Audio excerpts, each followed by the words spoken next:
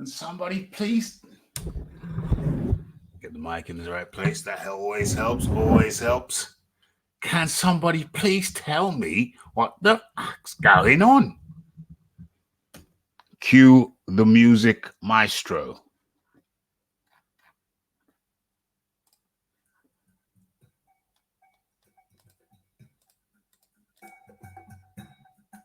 Okay. Let's get this thing started.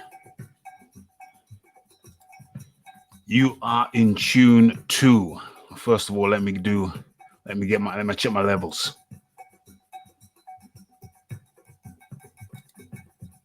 Let me check my levels. Okay. Okay, that's good. That's good. Okay. Let me get the pad.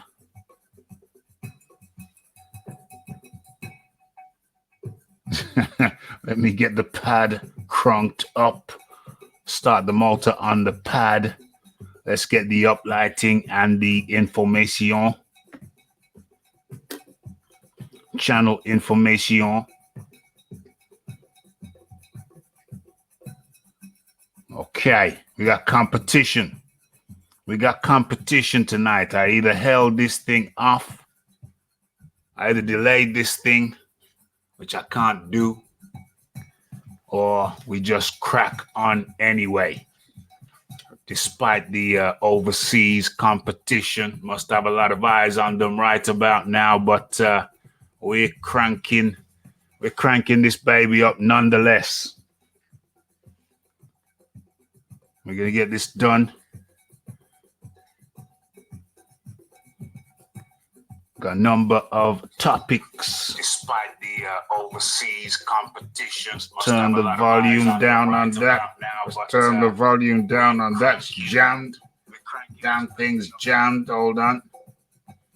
All right, we good. Got to replace this piece of machinery. Okay.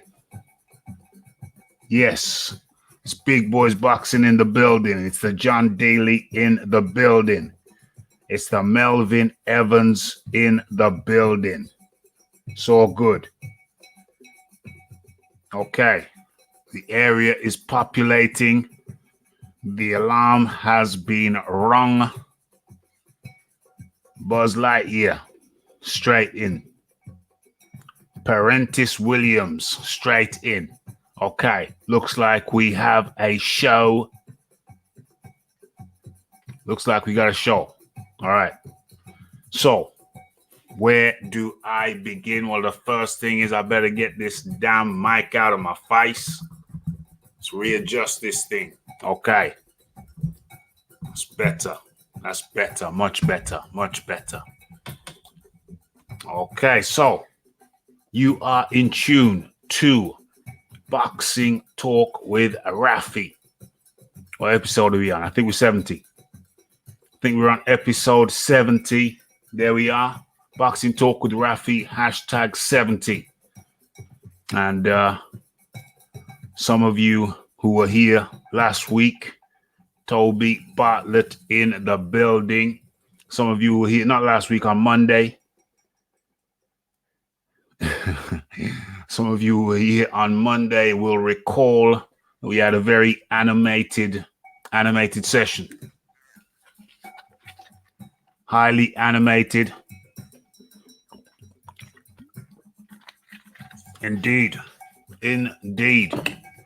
Let's highlight that. Okay, and I have received a notification after 4 minutes and 20 seconds that we are live, so I guess that makes it official. That's the YouTube notification, and for those who have not joined before, you are in tune to Boxing Talk with Raphie, episode 70. We've done about 90 or close to 100 live shows altogether. I think probably we are at the 100. I'll check.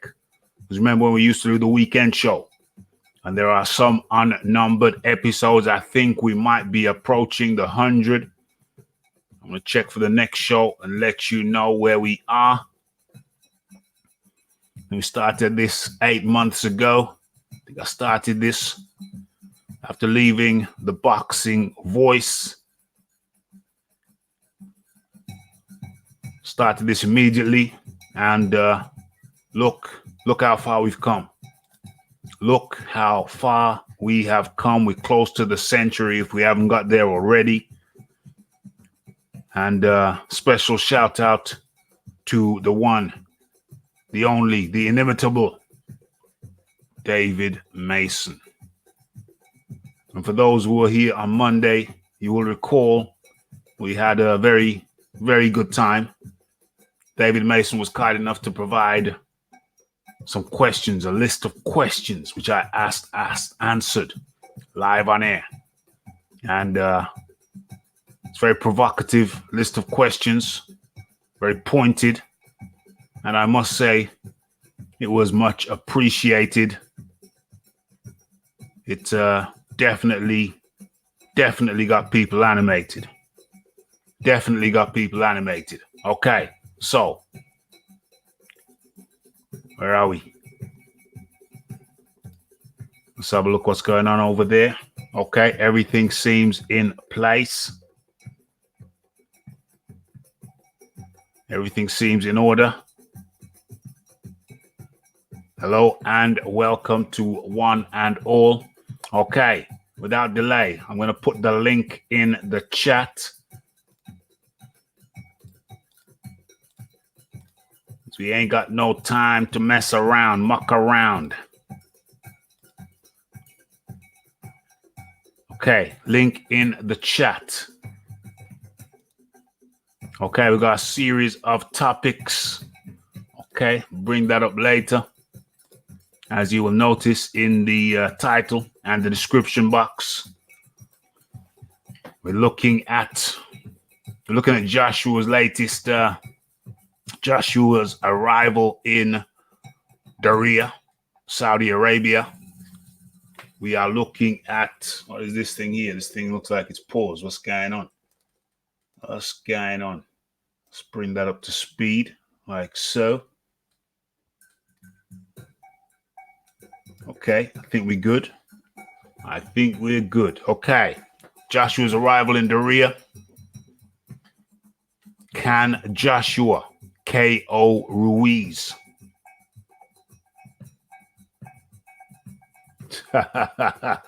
We got some strong talk from, where is he? There we are. Got some strong talk from Cristiano Wu. Ruiz knocks out AJ in December. Wilder knocks out Fury in February. Then Wilder and Ruiz meet toe-to-toe on Cinco de Mayo in Mexico City. What an awesome turn. I think you mean turn, Cristiano. You wrote term. What an awesome turn of events. Well, clearly, my fellow, you live in fantasy land. There's nothing wrong with fantasizing. There is absolutely nothing wrong with fantasizing. Is there, Big Boys Boxing? Not at all, man. Not at all. Big Boys Boxing in the building. How are you today, bro? No complaint, man. Nobody listens if I do, so don't bother. Exactamundo. A lady approached me in the gym. Big Boys Boxing. I have a special appreciation for more mature women. I have a special appreciation for more mature women who take the time to look after themselves physically. For sure. Yeah, I mean, a young lady can look good. A young lady can look good just by virtue of age. But when a lady matures and it's clear that she's taking care of herself and she hits the gym a good few times a week, and even though she may be somewhat advanced in age, I rather call it mature, she's still taking care of herself. Yeah, man. It gets harder. The older you get, doesn't matter if you're woman or man. Yeah. So it's good to see that effort, is what I'm saying. Yep. Yeah, absolutely. There's a lady in question. She's got a daughter, and her granddaughters. There's 3 generations of women training together. Cool. Beautiful. It's a beautiful thing. Yeah. Grandmother and daughter. Awesome. Beautiful. Nice. Beautiful. Yeah, so she and I were having a chat. And I said, yeah. It's just I had to, extend my congratulations to her. I had to say, listen, it's great to see 3 generations of one family all, working out together. That's fantastic. That's a beautiful thing. But anyway, lest I get sidetracked, let's get back on the matter at hand and let's get straight into it. Topics for discussion. As you can see, Joshua. Can Joshua KO Ruiz? Mayweather's war on Wilder, which I didn't get to in the last show because that was an action-packed show. David Mason's list was so long, we had to kick something off the topic list and save it for today. And Wilder versus Ortiz. I see there's rumblings. There's rumblings. There's discontent. There is upset. I have seen it. I have seen it behind the scenes. There is gnashing of teeth on the part of some people. Think that Wilder is not getting his due. He just beat Ortiz for the 2nd time, and he's just not really getting any props. Not getting any props, and I sense from some of my LDBC friends that they are upset. And we're going to have to talk about that. And we start off with a list of questions. Anybody want to hand any questions in? Let me check the description box. Yes. In the description box, you will see my Twitter link. If you want a special question asked at the beginning of any show, merely go into the description box. Click the Twitter link. I will lead you directly to my Twitter, and you can put your question in, and I'll try and address that. All of those questions. We'll address that in the beginning of the show. Okay, so that's a new development. It's a new thing. Constantly evolving over here. It's the mailbag. It's the Raphael Dawkins Combat Radio mailbag. And how you slip your letter in the mailbag is by going to my Twitter. Let me mute this thing over here. Okay, let's get this thing cracking. I have a list of questions in my mailbag. And we're going to get to that. Aaron Mason in the building. Lisa Bayliss in the building. Okay, we're fully populated. And more are coming. So let's get into the questions. Let's get into the mailbag. This is the new segment. Constantly evolving. I haven't looked at these questions until now. Okay, Big Boys Boxing, you can jump in on these as well. Okay, so the first question comes from Don ZB, and it relates to our show on Monday. Don ZB wrote, "Are you guys still dissecting Ortiz?" Well, I mean, I'll go first on this one. I mean, if a question is, hold on.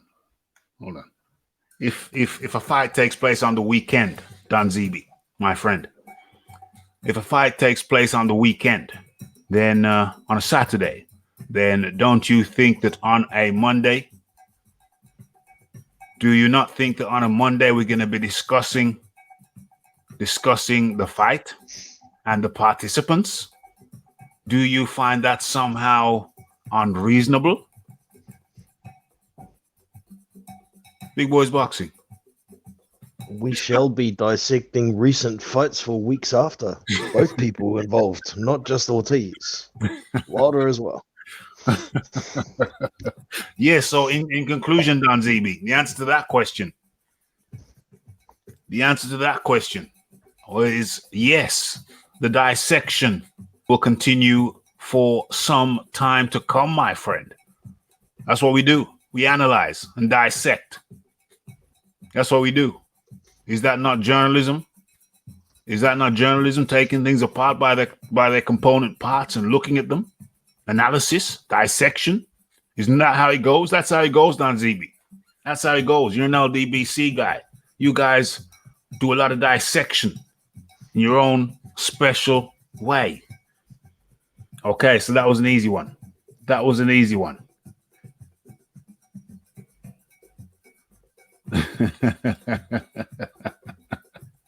Okay, let's go to the next question in the mailbag before we get to the main topics. Okay. Heard breaking news that Wilder versus Fury 2 will have the Ring magazine title on the line as well. Yeah, well, that would make sense because Tyson Fury the Ring magazine crowned Tyson Fury as their number one ranked fighter. So it would make sense to me. I think I've heard it as well. It would make sense to me if they being Ring magazine put the belt on the line. After all, the reason they didn't put it on the line previously was because the caliber of Tyson Fury's opponents since being ranked number one was not sufficient. Big Boys Boxing, did you find anything on that? Yeah, it wasn't number 1 and 2, which it has to be last time. But by the time the fight happens, it may not be 1 and 2, and it may not be on the line as well, because either Andy Ruiz or Anthony Joshua may be number 1 or number 2 by then. Damn. So I've got my doubts it's going to be on the line. Damn. You heard it here. It all depends on the 1s and 2s. Who is 1 and 2? The Ring magazine, they offer their belt up. If their number 1 is fighting what they consider to be number 2. His fight with Tom Schwartz and Otto Wallin, they were not 2. It wasn't a fight of 1 and 2. So as a consequence of which, the Ring magazine belt was not on the line. And joining us live from Brum, it is none other than John D. Lee. You're right, Raphie. I'm not too bad, man. I'm not too bad. Not too bad at all. Don't know if I'm going to get into this news now or talking about Brum. We're both from Brum. Might as well say it. Have you heard that Deontay Wilder is building a house in Brum? Which one? I know Deontay's from Alabama.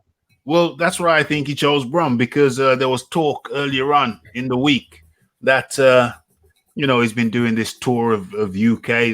This company pays certain celebs to do tours, and he's one of them. So it's on and off. He's on and off, back and forth from the UK.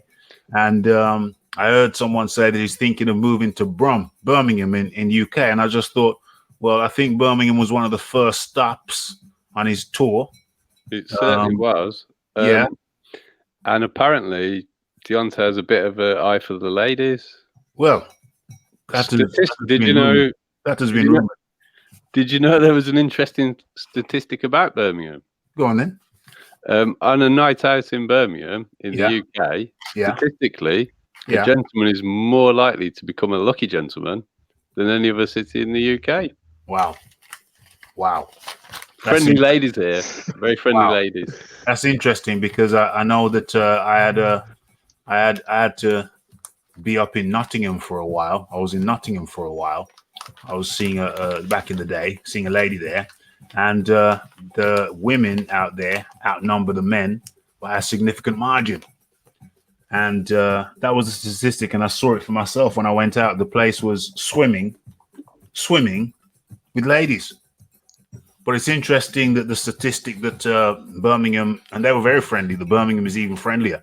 But I think that because Deontay and Shelley Finkel, they have been on a major channel, a rival of Raphael Dawkins Combat Radio over in the USA. And what? No, that's not where I heard it. Is that where I heard it? Well, I've heard it in a couple of places. One, that Deontay Wilder was thinking about moving to Birmingham, UK. And the second one was actually confirmed today when I heard him say out of his own mouth that he was talking about his property portfolio. He's got a good property portfolio, which is building.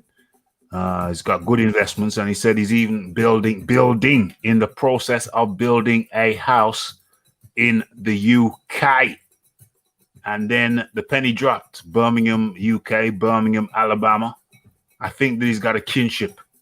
I think Birmingham makes me feel somehow close to home. He's away from home. So we may have a new neighbor, John Daly. Deontay's welcome. He's welcome. Why not? Why not? Come to Brum. We can have him live in the Raphael Dawkins Combat Radio headquarters. Get him in, Raphie. Get him in. You can have the you can have a cushion. You can have a cushion. You can just sit around in a circle. Show him some Brummie hospitality. The pigs fly in Birmingham. Well, I don't know. I mean, Deontay likes to smoke the peace pipe. He's a very big fan. It's an alleged habit of his, isn't it? He's an ardent believer. I think isn't actually that why Marcellus got into trouble with his testing? Most likely. I believe that's the case. That's another interesting fact that Birmingham is supposed to be a very good place to enjoy the peace pipe. Allegedly. Yeah, it's a very good place to acquire the materials necessary. I go to London quite frequently, and that's what they always say. Okay, I'm not an expert. No. Well, I think Deontay is. But yeah.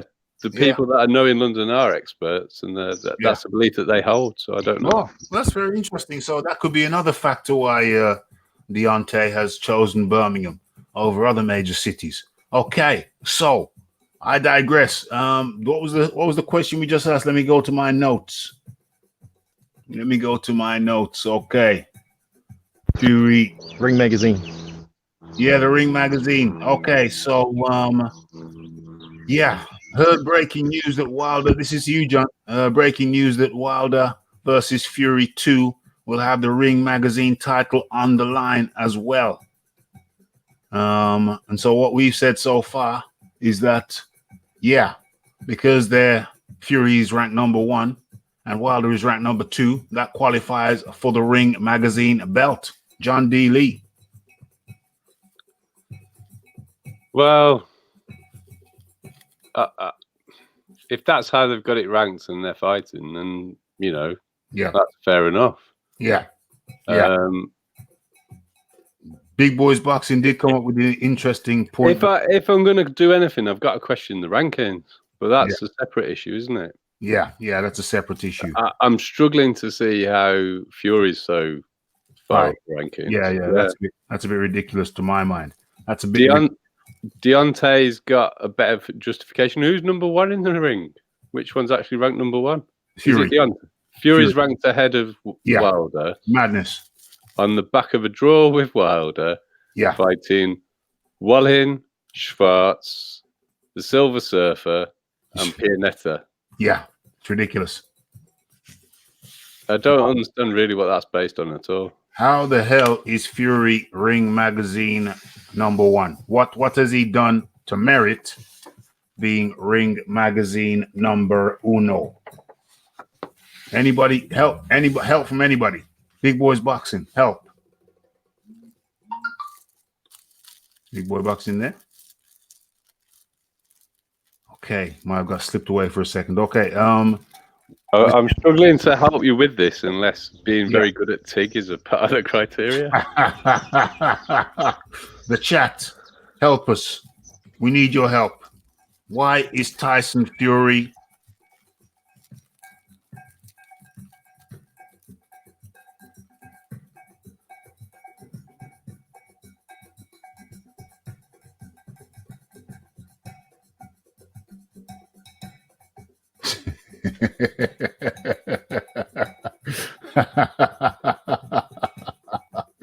this Benno Cadman troll?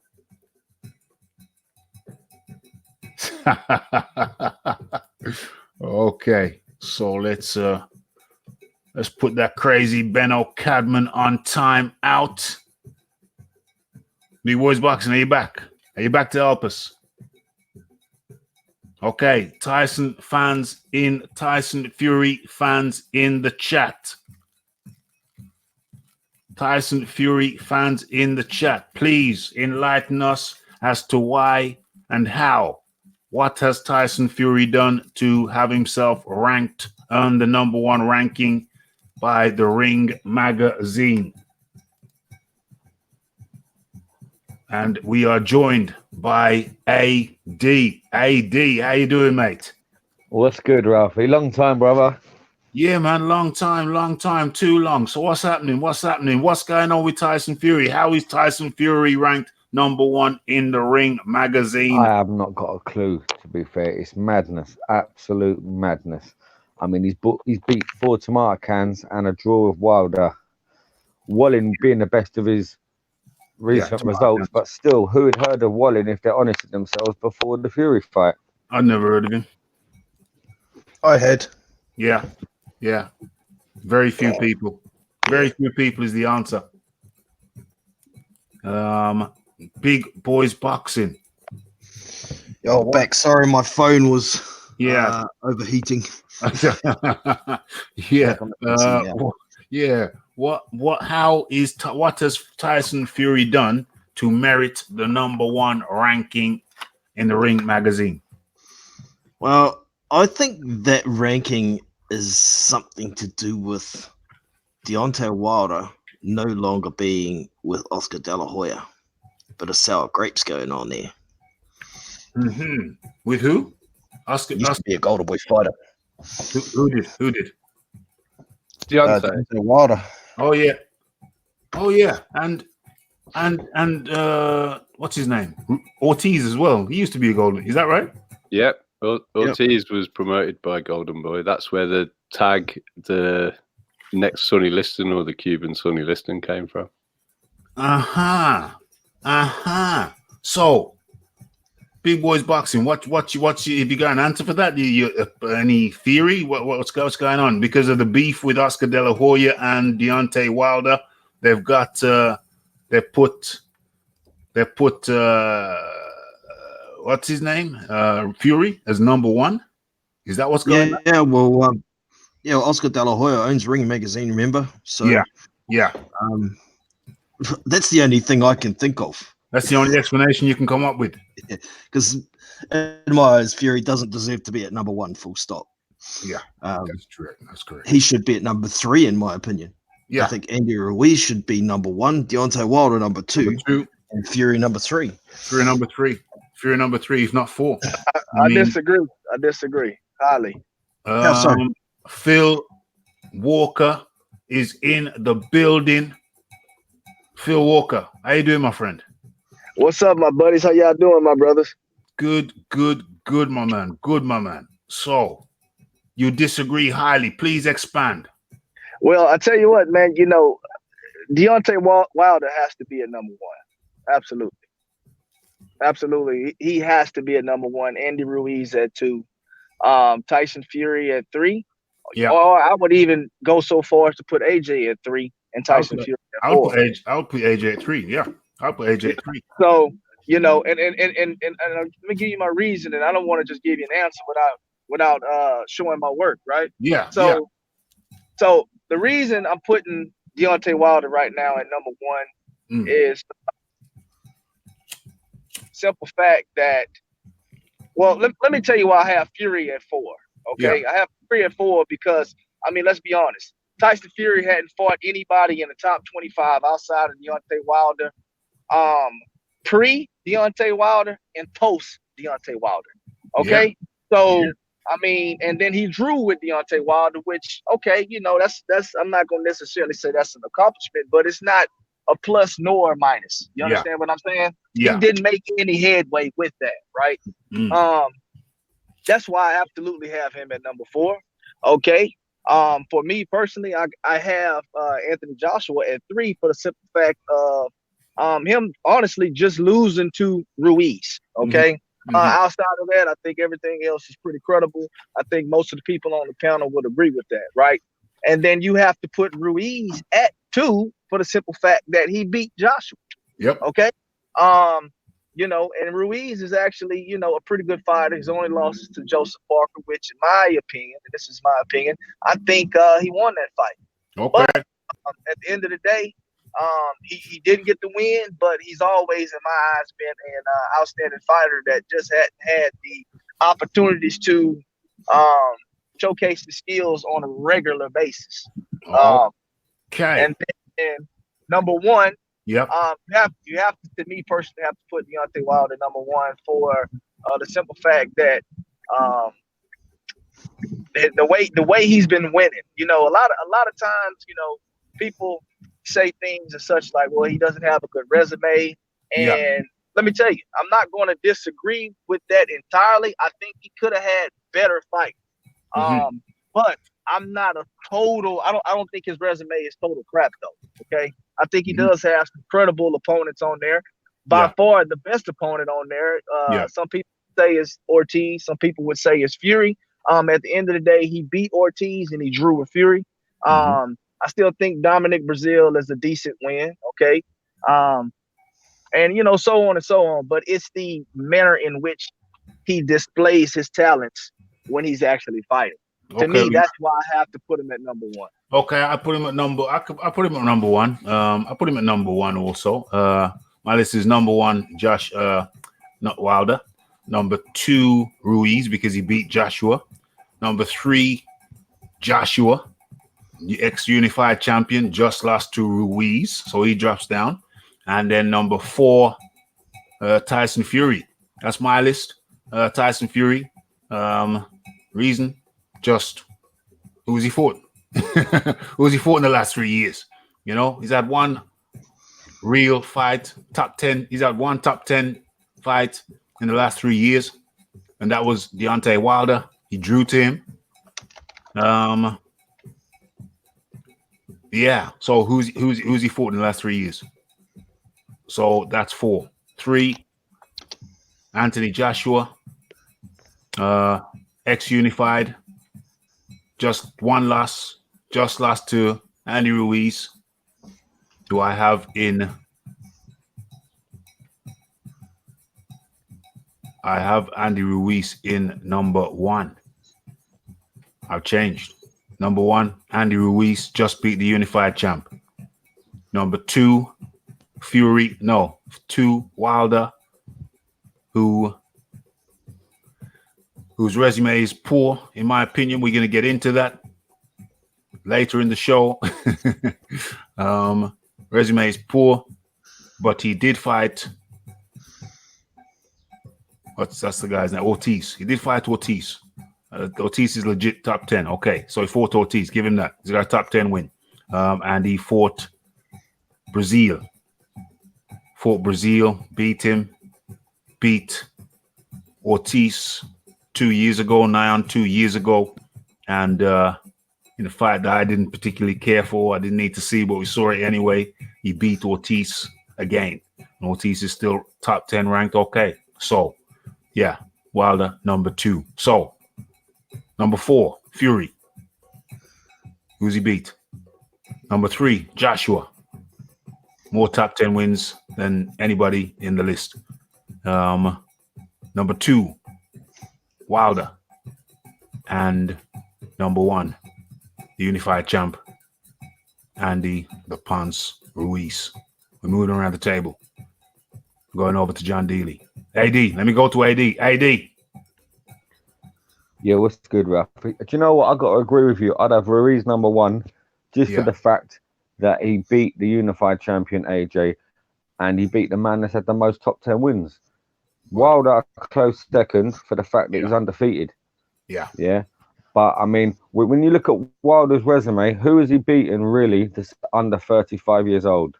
Now, you could say Brazil is his best win, and the way he beat him was in spectacular fashion.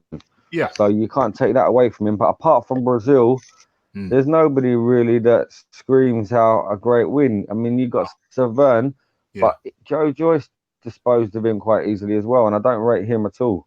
No. So I mean, it's got to be Ruiz number 1, Wilder close number 2, AJ and Fury. Yeah. Word. John D. Lee.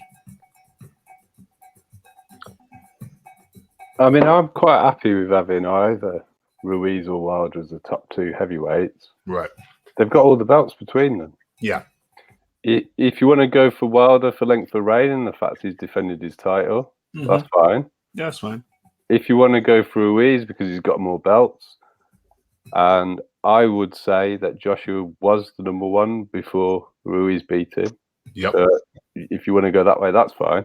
The thing is, in just over a week's time, it could all be different or it could be more solidified. Yeah. You know, so, but I can't see how you can have Fury at number 1. No. That's just an impossibility. Lunacy. I think I'd put Wilder at number 1 just because he's defended his titles. Yeah, you could do that. But I mean, I don't mind which way around you have those 2. They've got all the recognised belts between them. Yes. Go which way you want. And then after that, I would have AJ ahead of Fury because Fury's got a draw against 1 top 10 fighter in the last 3 years. Well, how long was he out for? 3 years. And then prior to that, he's got a win against Vlad. Yep. That he shouldn't have been in the ring for because he should have been on a ban for Angelo. So that kind of takes away everything that he did against Vlad, really. To me, it does. Well, it's not like he contested the conviction, is he? Nope. Is it? Nope. So we've got an admission of guilt, so he shouldn't have been in the ring, full stop. Yep. So I'd go Wilder, Ruiz, AJ. I'm not even sure I can put Fury in there. I feel like Dillian's having a Fury after what I've just said. I have Dillian up for. Fair play, bold move. That's what we like. Big boys boxing. Give us your list. Have you given us your list? I don't think you. I'm not sure. I kind of did. I was more emphasizing the fact that Fury doesn't belong at number 1. I'd be happy with him at 3 or 4. Either way around. I don't think he should be below Dillian at this stage. You know, he did have his Nandrolone issues, but the fact is the fight did go ahead and he did beat Vlad. And I do think he did fight some other top 25 fighters prior to that fight as well. At the time when he fought Christian Hammer, he was definitely inside the top 25. He's not now, but at the time. Also, Steve Cunningham, when he fought him, was pretty close to a top 25 fighter as well. But I do agree, his lackluster resume in recent times since he's come back definitely does not warrant him being at number 1. As for number 1 and number 2, I'm not fussy whether you put Ruiz or Wilder at number 1. Either way around, I'm not going to argue too much, but the coming fights are going to sort those out for me. So yeah, I've got either Wilder or Ruiz at 1 and 2, and either Joshua or Fury at number 3 and number 4 at this stage. Okay, So that's a nice flexible list. A couple of the guys at the top are interchangeable, and 3 and 4 are interchangeable. So you've got the whole panel. The whole panel have given their top 4. Okay, so what we got? Okay, right. Next question.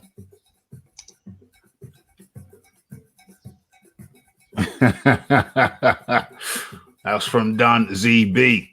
You know full damn well Ortiz made 7 million. You guys are funny. If we knew, we would have read it somewhere. What we have read is, I think it was Dan Raphael saying that the guarantee is 1.5, but it's more likely to be around 7 mil. But that doesn't mean it is a fact. There we go. Thank you. Okay, so what Dan Raphael, we're going to go where everybody's going to get their pop at this. Everybody's going to get a pop at this. What Dan Raphael said was that I think what was the guarantee? There was a 3 million guarantee for Wilder, 3 million guarantee, and a 1.5 million guarantee for Ortiz. Now, why are we discussing this matter? I'm gonna, as a preemptive strike, I'm launching a preemptive strike in case somebody says, "Why are you discussing money?" Okay, the reason we're discussing money is because there's been a lot of talk about who is the economic power. I think most right-minded people rate AJ as the biggest economic power in the heavyweight division. But, you know, sometimes there are dissenting voices whose logic I question. But anyway, here is my response to Don ZB's question or statement. Why are you saying it's 1.5 when it's 7 mil? Okay, now what Dan Raphael said was that those are the guarantees. However, the figures are more likely to be in the region of 20 mil for Wilder and 7 mil for Ortiz. Now the question that comes immediately to mind is, how the hell did Dan Raphael arrive at those figures? Dan Raphael does not show us his workings. He doesn't show us any kind of structure to that figure that he's come up with. All we know is that 7 million is what was offered to Ortiz by the Zone. But does that mean that he's going to get offered that figure from the PBC or Showtime? No, absolutely not. I say to Dan Raphael, show us your workings. Show us your workings. A guarantee is just that, a guarantee. Anything you make on top of that is dependent on how your contract is structured, how the fight contract is structured. It's subject to PPV sales and or PPV lack of sales. Now, at the moment, it's projected that the PPV figures, what we do know is that the tickets for the event itself were very poor selling. That's what we do know. We await confirmation from the Nevada State Athletic Commission on that point. But early suggestions are the ticket sales were extremely sluggish. Prices had to be slashed. And of course, we'll see what the comp figures are. So why are we interested in the numbers? Because there is a debate about the economic power possessed by the top guys. Okay, and that is my response. Dan Raphael has not given us anything other than the guaranteed figures and speculative figures. We can only go on the guarantee. That is my position.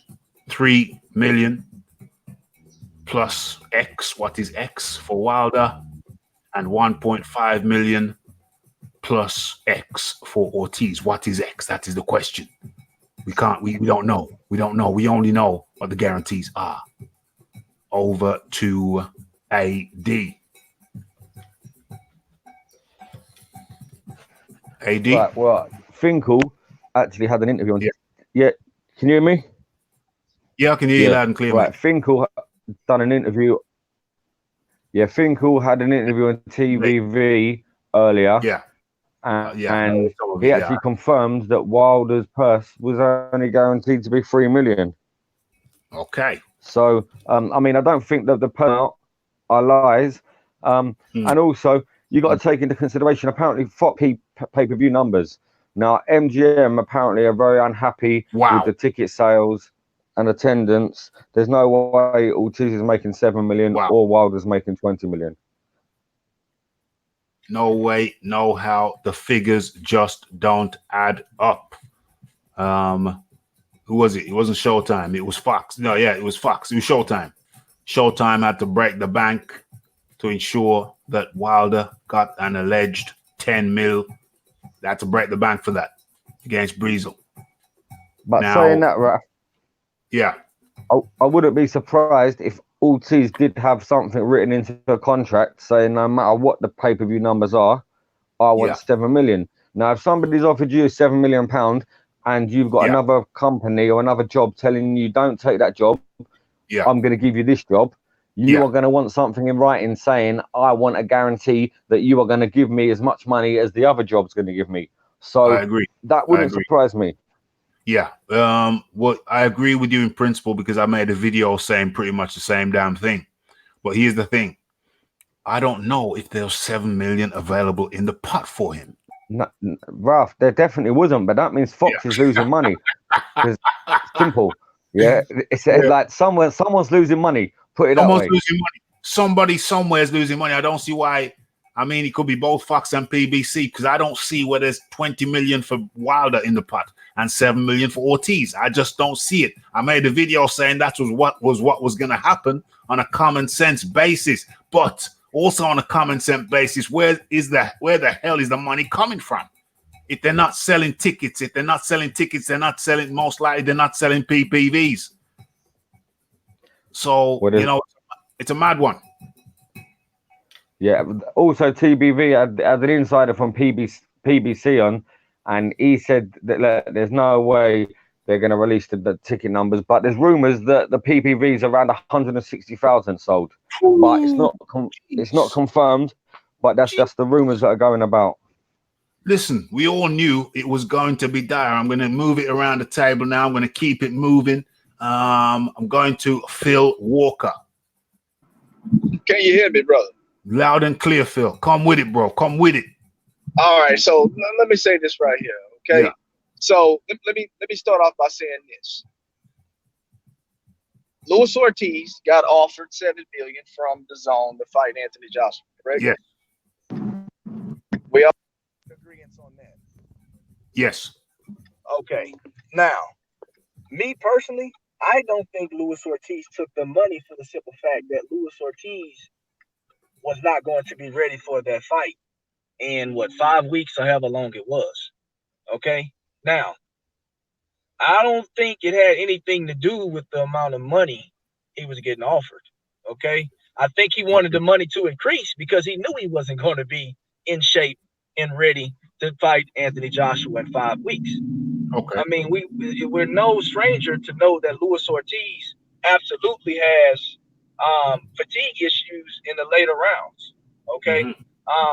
So I think he decided to say, okay, well, let me test my skills against an opponent I already know and when I'm actually in tip-top shape and I can go in here and put on the best performance I can being 40 years of age. That's the first thing. Okay. Now, I do think he sat down and spoke with PBC in regards to the amount of money that he would be receiving to fight Deontay Wilder. Yeah. Can you hear me? Yeah. Hello? Yeah. Hello? Yeah. I can hear you. I can hear you. Yeah, I can hear you. I can hear you. Is anybody? Can anybody else hear him? Yeah, we got him. Yeah, we can hear you. We can hear. Has Phil dropped off altogether? No.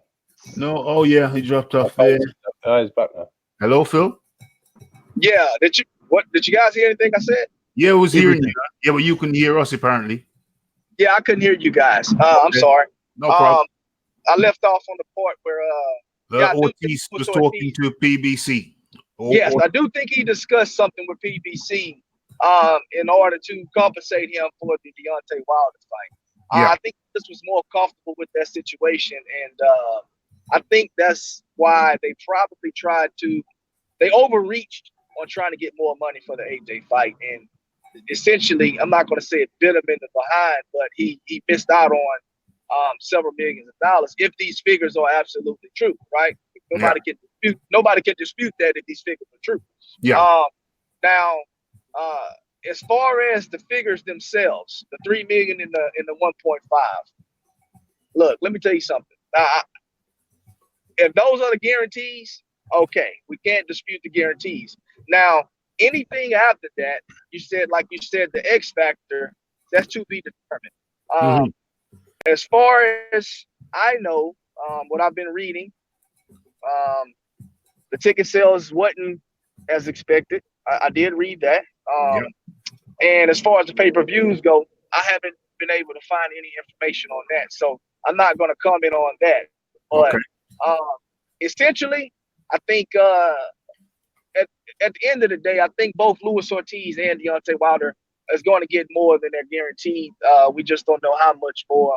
And to say it's going to be exponentially more, upwards of 7 and 20 right now, I can't support that because I don't have any evidence to do so. So I'm going to leave it at that right there.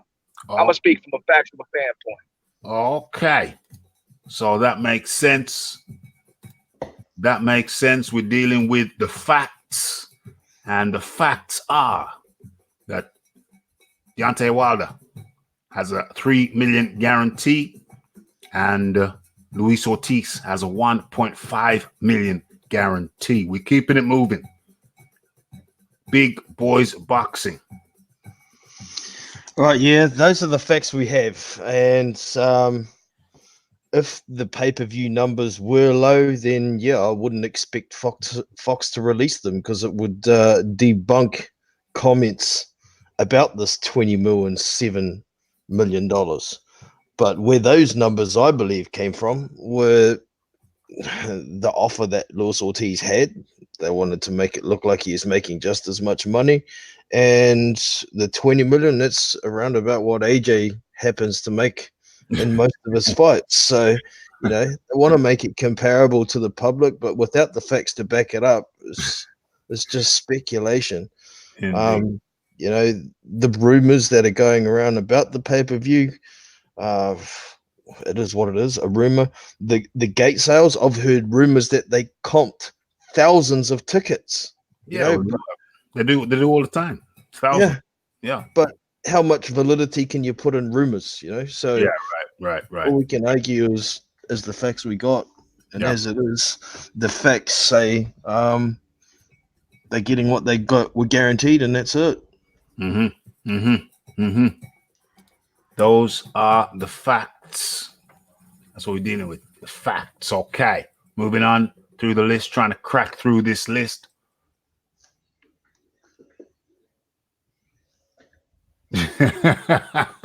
Well, this is more of an observation from Leighton Evelyn. I'm not going to pass this one around. It's an interesting observation. Leighton Evelyn said, interesting. His highest payday was $500,000, and now he goes back and asks the zone for 10 mil. That is interesting. Okay, next question. Okay, let's talk about it.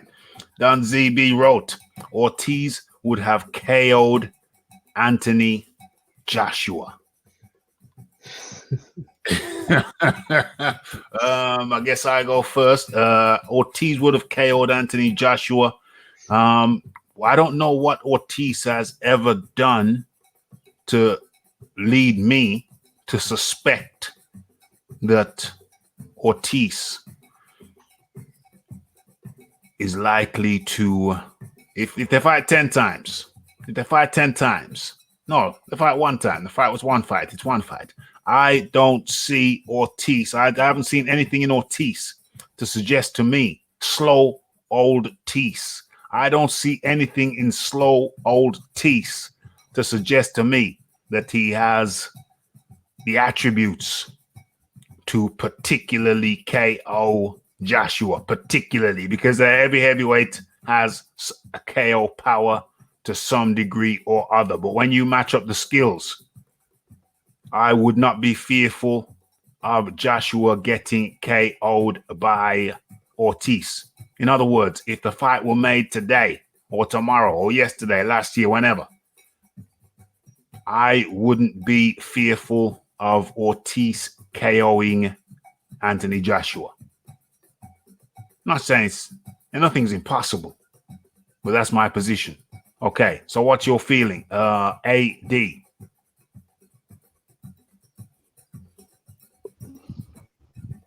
What's your feeling, AD? You're on mute, my friend. You're on mute.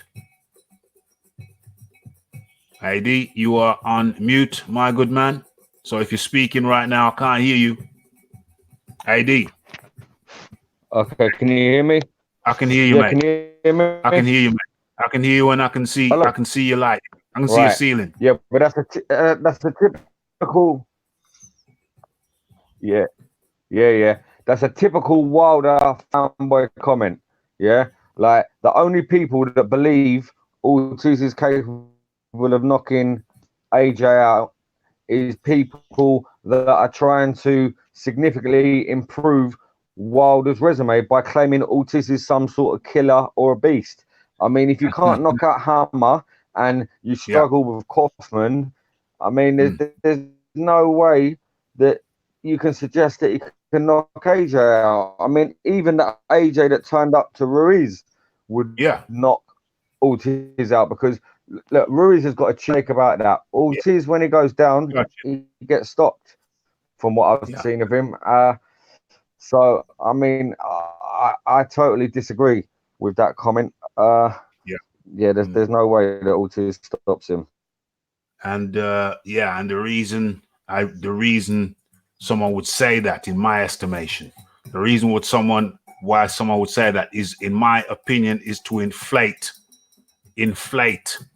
Ortiz's value as the bogeyman. And I don't think he's the bogeyman. I don't think Ortiz is the bogeyman.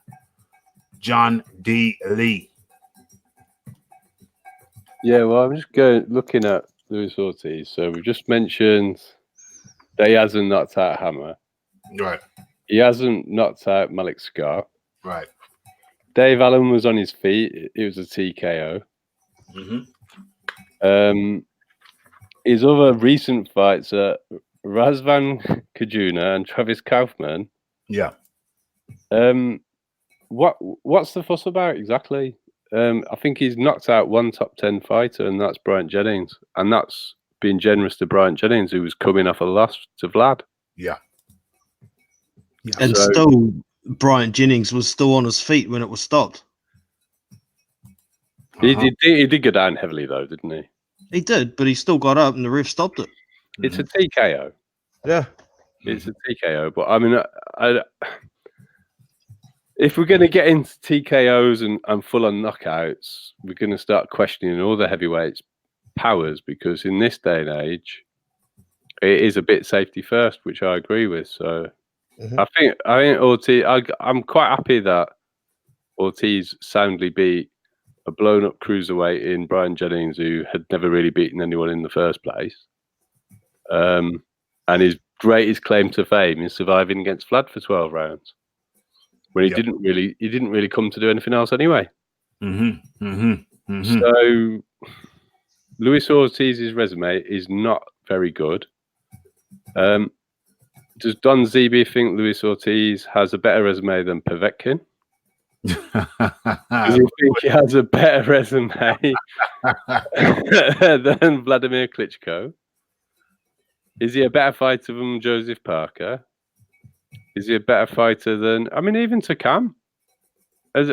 What's he actually done that's better? Takam gave Joseph Parker a decent run for his money. Yep, absolutely. When they fought for that vacant WBO title. It was a good fight. Yeah. I mean, I don't have a problem with Parker winning the fight. I think I think Parker did just enough to win, but it was close. It was very close. It was a close fight. So, I mean, there's an endless list of names on AJ's resume that would suggest that Ortiz wouldn't be able to knock out AJ. And what has Ortiz done? Nobody can tell me. I've told you, Raphie, he's knocked out Brian Jennings, a 46-year-old Tony Thompson. Yeah, Ortiz actually managed to find a fighter older than him to knock out in recent years. Damn. Damn. We got to move this along. We got to move this along because still, the bogeyman, why is it Phil Walker? Please make sense of this. Okay, I will make sense of this. Well, let me tell you something. I disagree with a lot of things that you guys are saying. Let me start off. Let me start off by saying the only people that think Luis Ortiz is a good fighter are Wilder fanboys. No, not a good fighter. Not a good fighter. Some kind of killer. The only people that think that Ortiz is some kind of killer is Wilder fanboys. That's what you said, right? Yeah, that's cool. Okay. All right. So let me say this right here. Yeah. All right. I think Luis Ortiz is a very good fighter. I actually picked Luis Ortiz to beat Deontay Wilder. On top of that, I think Luis Ortiz, his resume is not outstanding, but I don't think he has a terrible resume. Okay. But it's very average. Yeah, his resume is very average for the heavyweight division as it sits currently. Okay. Very average. I will say that. Okay.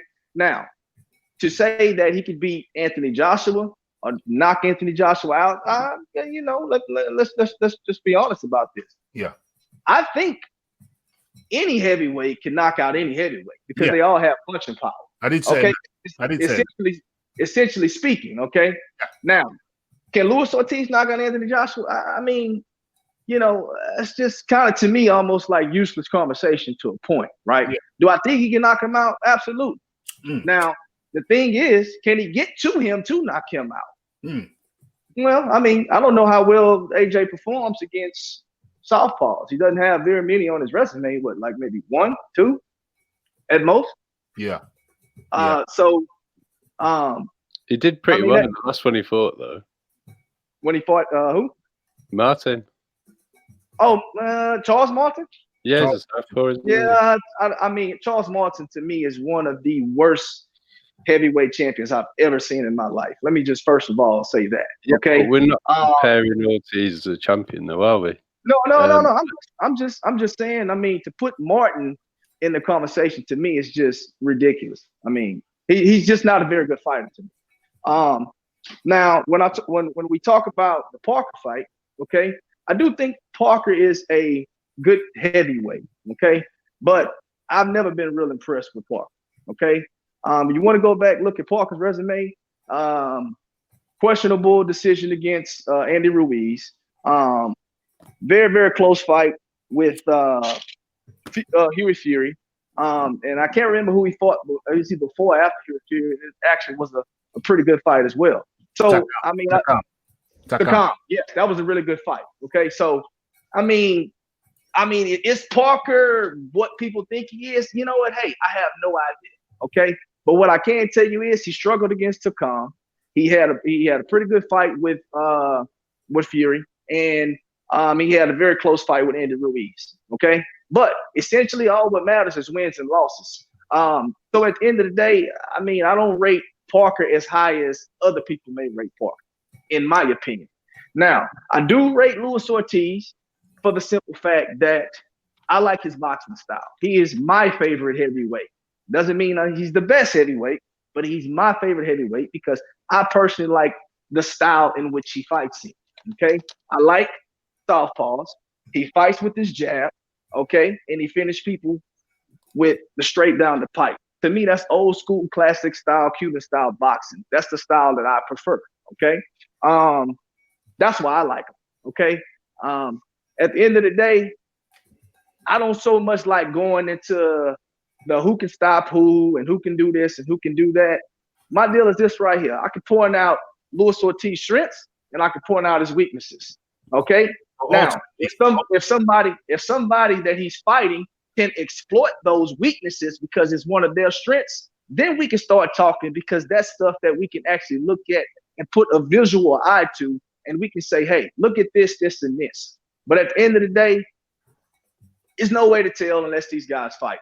Okay, so if they were fighting, if the fight was made, if the fight was made, let's randomly say 6 months ago. Yeah, at the Madison Square Garden, June the 1st. If that fight was Anthony Joshua versus Luis Ortiz, how would you bet? How would you bet? What would you be your gut feeling? How would you feel? Who would win and how? My gut feeling, if Luis Ortiz had a full camp, I would put my money on Ortiz. Okay. Against AJ. Method of victory. Yes. Method of victory, I would probably say mid rounds KO. Mid rounds KO. Okay. So over. That's what I would do. Yeah, that's cool. So over to Big Boys Boxing, your assessment, if you want to answer the question, and then give your, if the fight had happened 6 months ago when it was proposed at Madison Square Garden, who would you have winning and method of victory? I would have picked AJ for a late stoppage due to exhaustion. I think Ortiz does have a very good chin, and as I've said quite a few times, I think Ortiz has been on the slide since he was about 37. He's consistently gotten slower for me. Yeah. Don't get me wrong. I do think he's a good fighter. I think he's a solid, maybe number 10. Okay. And the reason for that, for me, is his best opponents. You could argue it was Brian Jennings. You could argue it was Christian Hammer. You could even argue it was Tony Thompson. But the gap between there and Deontay Wilder is a huge gap in class. So for me, he's not yet proven how good he is. And even though it's getting too late in his career to get too much better, he's proven at elite level how good he isn't. Yeah. So, I do think Ortiz is a good fighter, but I don't think he should be challenging for world titles until he's had an intermediate fight to prove that he is that good. And it's tough for him to get fights because he can be dangerous depending on the style of fighter that he's fighting. And he's not extremely marketable. So it's just how it is for Ortiz, and it's very unfortunate. Yeah. So going around to complete the thing, AD, who do you think would win if the fight was made on June the 1st in Madison Square Garden, where it should have been? Who do you think would win and method of victory? AD? Yep. No, you're muted. Okay. Yep. Oh. What are we trying to get these? No, AD's here. AD's here. Yeah, AD. Method of, who do you think would win and method of victory? Yeah. I can hear you. Right, I've got AD. Ortiz, AJ knocking Ortiz out late again for exhaustion. Yeah. Can you hear me? Yeah, I can hear you. Yeah. Hello? Yeah. I can hear you. Yeah, Ralph, can you hear me? Yeah, mate. Yes. Yeah, I've got AJ. I've got AJ rounds 7-9 KO. Yeah, AJ round 7-9 knockout. I think Ortiz would put up a good fight for the first few rounds. I don't think he'd have as much success as he did with Wilder. But yeah, I just couldn't see it any other way apart from a late KO. I mean, Ortiz struggled to finish a 10-round, a 10-round fight, let alone a shit fight against an elite fighter. And also, can I just point out, these same people that say Ortiz is a killer at 40 years old are the people saying Kovalev is a washed up has-been at 36 years old. Now, on the subject, but it's funny how the same people that are saying Ortiz is a killer when he's won nothing are saying that Kovalev is washed up when he's a three-time champion at 175. So these people have got double standards. Take it seriously, to be fair. John, interesting points. John D. Lee.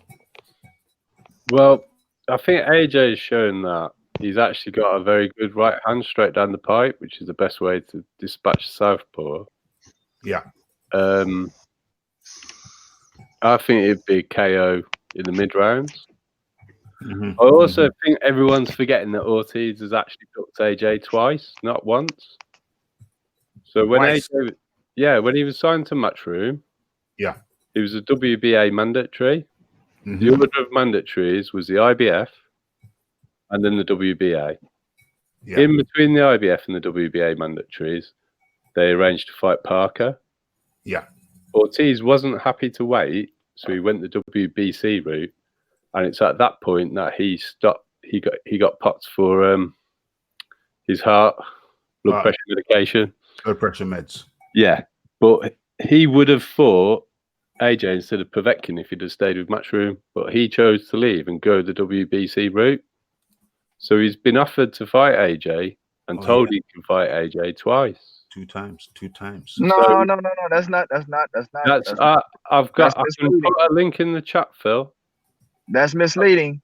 That's It's not. misleading. It's not I misleading. tell I'll you what, put a link just in the real chat. quick. The WBA, when he was a mandatory for the WBA, okay, when he was supposed to fight against Anthony Joshua, okay, Luis Ortiz was actually trying to get that fight. That's the only reason why he signed with Matchroom. Phil, let me come back to you on that. The IBF was due ahead of the WBA, which is why Anthony Joshua was supposed to fight Pulev. Is that correct? Date to fight. Right. Pulev didn't fight Anthony Joshua because Pulev pulled out of an injury. Takam was next in line for the mandatory position, so the IBF mandatory was fulfilled. Then AJ fought Joseph Parker in a unification, and it's at that point, even though Ortiz was told that the WBA mandatory would be the next fight, that he chose to leave. And what actually ended up happening was negotiations for a unification with Wilder failed. So AJ did fight the WBA mandatory, which was Povetkin, which in that's just how it happened. Which, in my opinion, is actually a harder fight than Ortiz, with Povetkin being a more proven fighter. I don't think we've ever seen Ortiz in with a heavy puncher besides Deontay Wilder, so I don't believe his chin's been tested. And I don't think that Ortiz has knocked out any opponents more significant than Joseph Parker has knocked out. So his power is not any more proven than Parker's. So I'm not saying Ortiz isn't a skillful fighter, and he is a southpaw, but his power and chin for me are completely unproven on any level. Phil Walker, you want to respond to that? Yeah, sure. I can respond to that. Okay. The situation with the WBA, you broke it down. As far as the negotiations broke down, that's why Ortiz did not get that fight with Anthony Joshua. He jumped ship, okay? And that's when he went the WBC route, okay? Now, the IBF, I don't know exactly what happened with that, because that particular sanctioning body was all over the place in regards to Luis Ortiz getting that fight. But I know for a fact they never mandated Luis Ortiz to fight Anthony Joshua as far as I'll put a link to the article that I've got in the chat from the time that it actually happened, Phil. Okay, all right, that'd be awesome, because I've never seen that before. Outside of that, I mean, you know, anything else that you said about Luis Ortiz, I mean, that's just your opinion. I mean, I'm not going to sit here and say my opinion is better than yours about Luis Ortiz. I mean, you know, as far as I'm concerned, everybody's opinion is equal because it's just theirs. It's what they believe. It's what they feel. I'm only saying his chin and power's unproven. So unproven means I don't know. That's it. No, I mean, like I said, hey, that's your opinion. I know for a fact he got up twice from a right hand from Deontay Wilder. I mean, there's only been one other fighter to be able to do that. That's Tyson Fury. But I mean, you know, who knows? I mean, AJ chin is also not proven as well. But I mean, at the end of the day, again, this is just all opinions. Is Wilder's chin proven, Phil? Man, you know what? I will say this. I don't know necessarily. I don't have any proof to say that Wilder chin he has a good chin. But what I will say is that 7th round against Luis Ortiz, he didn't fall down. And to me, that showed a lot about Deontay Wilder in that particular round because he was absolutely hurt, buzzed, stunned, whatever Deontay Wilder wants to call it. He was shaky. He was on the rocks. But at the end of the day, he withstood the round. He fought smart that round because he made it out. So to say his chin is proven, I don't know if it's been proven. We would honestly have to see it put to more of a test than just one really good shot and a half a round for Luis Ortiz. But I wouldn't say that his chin is unproven. I wouldn't say it is proven. I would just say that we would absolutely have to find out for sure. I've put the article in the chat, Phil, so you can have a look at that whenever you want. Okay, so it's me. It's me. How would I bet? How would I feel if the Ortiz fight were made? How do I feel it would end? I would expect Anthony Joshua to use range, lateral movement.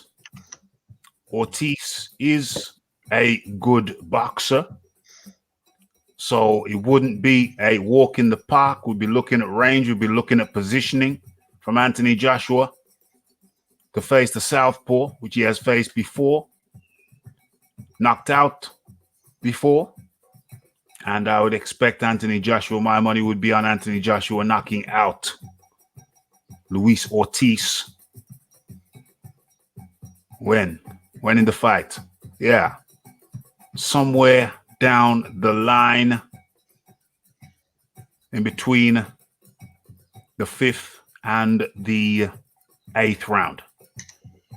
Between the 5th and the 8th. That would be my bet. Okay. So that question is asked. Do we Ralphie. Yo, carry on. Let me add. I do not disagree with the premise that if the fight goes late, I do favor AJ in it because Ortiz just doesn't have the stamina, as I mentioned it earlier when he passed up on the 7 million with the zone. He knew that fatigue would be an issue, and with him having such a short camp, and fatigue is an issue when he has a full camp. So I do favor AJ late in that fight. I'm more inclined to agree with that over a early or mid stoppage by AJ. Yeah, gotcha. I agree with that. I'm just going to put in there that Phil Walker's definitely not a Wilder fanboy either. He's a very sensible man. So yeah. I agree with that. Okay, so we're going to go to one last question before we get to the topic sheets. I've realized these questions, they're very interesting. The more interesting the question, the longer it takes to answer them. Now, which question do I go to as the last one? Oh, well, okay. This is going to be a good one because this was a comment from you, Phil Walker, in the last chat. So it's a good one. And plus you're here. So it's perfect timing. Okay, so Phil Walker, you get to lead off. Your statement was AJ's resume isn't all that better than Wilder's. It's by a hair. Phil Walker. Phil? Yeah. So let me explain that when I tell you this right here, right? So when I say AJ's resume isn't all that, I truly feel as though that AJ resume isn't just eons in front of Deontay Wilder's. Okay, now if you want to go by top 10 ranked opponents, then okay, yeah, you can say AJ resume is much better than Deontay Wilder's. Okay, but this is what I will say right here: AJ's best win is Vladimir Klitschko, right? Would anybody disagree with that? I would think not. I mean, at the end of the day, he fought Vladimir Klitschko coming off a 2-year layoff, a loss to Tyson Fury, and he also was 40 years old. Now, when we talk about double standards, I'm a straight-laced guy across the board. I'm gonna need everybody to uphold those standards, right? Now, okay, then we talk about Joseph Parker. Okay, that's another champion that he fought against. I really, like I said, to me, as time progresses, I tend to feel as though the Parker fight to me means less and less and less. Okay, when I really break down Joseph Parker as a fighter and his resume with the loss to Dillian White, his close fight with Takam, Andy Ruiz, and a pretty not so much close fight, but a tough fight with Hewitt Fury. Okay. Outside of that, you can put Carlos Takam in there. He's a pretty decent fighter. Then I would probably say his next best person to me probably be Repeat that. Very good fighter. He's 7'8" in the probably in the front part of the tier. I would probably say he falls in somewhere after Tyson Fury. So when I break down the competition within AJ's resume, I can say Vladimir Klitschko.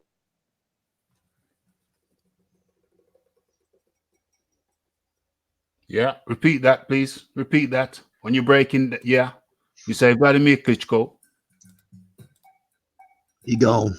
He gone. He gone. He gone. Okay, I'm gonna come back in. Gonna give Phil Walker a couple of seconds to come back in and finish his sentence. Where are we? Let me get in the right window. Here we are. Okay, Phil, you dropped off. So you would say when you're assessing it, Joshua's resume, you would say Vladimir Klitschko at the top. Phil Walker? Can you hear me? Yeah, I can hear you now. Okay, yeah. But I mean, at the end of the day, I probably think AJ's best win is, of course, Vladimir Klitschko, Dillian White. And to me, everybody else is just guys like, Takam, which I don't really rate, Parker, which is definitely a champion. I never take away his accolades, but, it was a reason why all the champions wanted to fight against Parker. Wilder wanted that fight bad, and of course, AJ and Eddie Hearn could bring the money to the fight, so he went with the most logical. Okay, so lot to chop up there. I'll try and be concise. I'll try and be nice and concise. AJ's best win. I think clearly Vladimir Klitschko is a front runner in that. Joseph Parker is a big shout. Alexander Povetkin is no one to be sneezed at, no one to be laughed at. Still has that heavy punch. So who would be his best? Could be Klitschko. Or where I disagree with you is with Parker. Where I disagree with you is with your where I differ is where is your assessment on Parker. Parker as a heavyweight probably has who's his resume behind? His resume falls behind Povetkin. His resume falls behind Joshua. But how many heavyweight boxers have a better resume than Parker? Let's have a look at some of his fights. Andy Ruiz, Carlos Takam, Anthony Joshua. That's three. That's three high-ranked guys. Dillian White. That's four high-ranked guys. That's four solid. That's four solid guys. Never been dropped before until he fought Dillian White. Took Anthony Joshua the full 12. Took Dillian White the full 12 rounds. Hold on, didn't he drop Dillian White? He dropped Dillian White and took him the full 12 rounds. Went the full 12 rounds with Anthony Joshua. I forgot Ruiz. Of course, he beat Ruiz. He beat the unified champion. He beat the unified champion. So that's one, Dillian White. Two, Anthony Joshua. Solid top 10. Andy Ruiz. Beat him. Carlos Takam. 1, 2, 3, 4. That's four solid ones. Yui Fury, you can rate Yui where you want to rate him, but he just fought Pulev. What was it, last year? He fought, and then he fought who was it, Povetkin. So he fights solid guys. And he fights solid guys. Who was Fury? Fury fought Pulev, Povetkin, and Joseph Parker.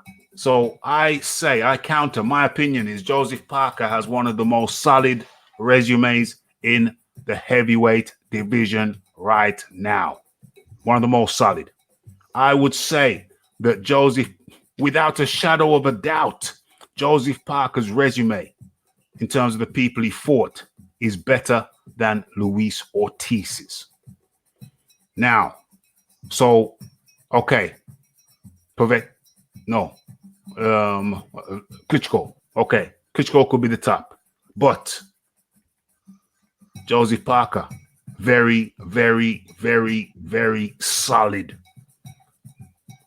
Arguably better resume than Ortiz. And so, can't remember the original question.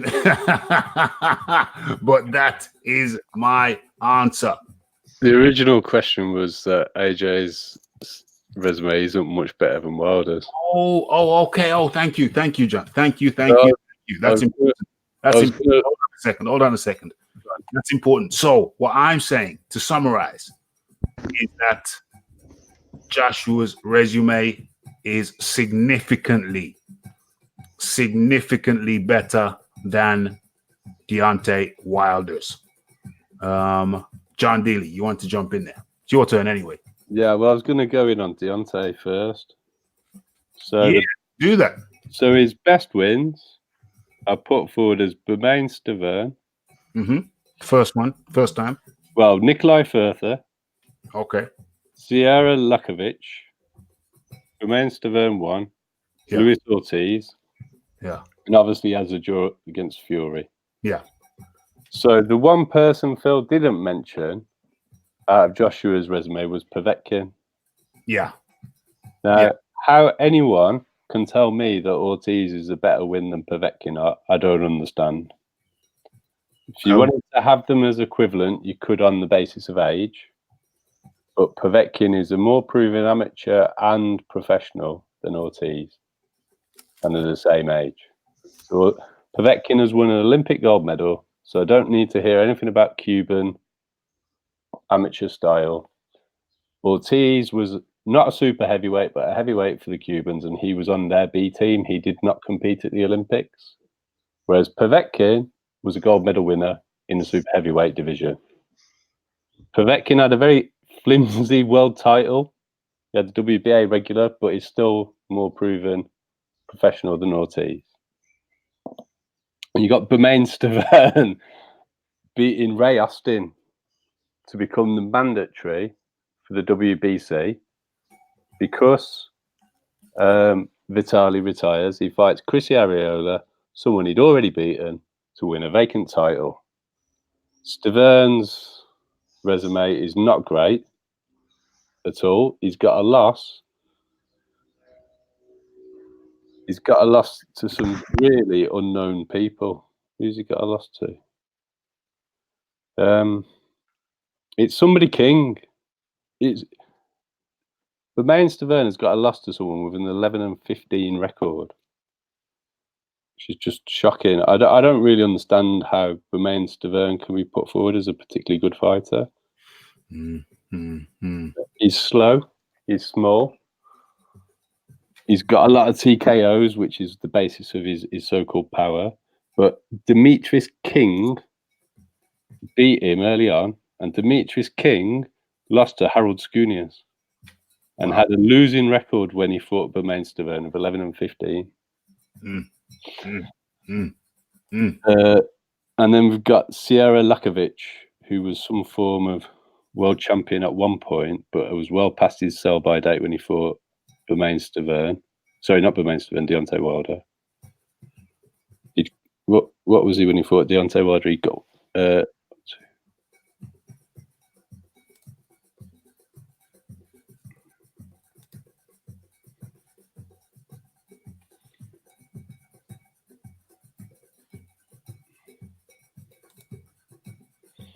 he'd already got 5 losses by the time he fought Wilder. Bermain Stavern had 5 No, losses. No, Stavern had only got 1. Right. Sierra Lakovic is the other person that they talk about on Wilder's resume because he's a former champion. Yeah. I think it was a heavyweight champion. I don't think he was a cruiserweight champion, but it was a bit of a flimsy. Got a WBO title. Got the WBO title, which he didn't hold for very long. He didn't. He defended it against Shannon Briggs and lost it. Who did? I struggled. Sergey Lykovic. Yeah. Yeah. Okay. There's this one, but he gets wheeled out as a former champion on Wilder's record. Right. So again, I don't see how he's any better than Povetkin. And then, what have we got? I mean, if you look after that, if you look at Wilder's resume after that, okay, he knocked out people well, so that's a question around his power. But if it comes to resume, after those names, we've got people like Spilker, who'd already been knocked out by Jennings, Chris Arreola, well past his sell-by date, Gerald Washington, completely unproven, Johan Juhaupas and Eric Molina. The only really other good fighter on there is Tyson Fury, who we got a draw with. Yeah. AJ's got Klitschko, Parker, Dillian White, Povetkin, and I still think Takam's a decent win. I mean, it's not any worse than what I've just listed off there for Wilder. Well, it was a decent win for Parker. It was a decent win for Joshua. Yeah. And if we're going to have equal standards, there is no way that beating Ortiz is better than beating Povetkin. Point blank. Well, is Ortiz as good? Is it who? Okay, let's go around the table. Who wins? Parker or Ortiz? John Daly, you first. I don't think that Ortiz could put Parker away, and I think Parker's got a better engine, or at least he manages his stamina better. Yeah. So I think Parker would get a points win against Ortiz, to be honest. Yeah. Big boys boxing. Who wins? Parker or Ortiz? The only way Ortiz can beat Parker is by knockout. And we've seen how good Parker's chin is. It ain't happening. He's got a hell of a lot more higher volume than Luis Ortiz. So he's going to wear Ortiz out earlier. Why can't Ortiz win by points? He hasn't got enough volume. And he can't go the distance at a decent rate against somebody who's a higher volume puncher. There you go. There you go. So, and AD, who wins, Parker or Ortiz in your book?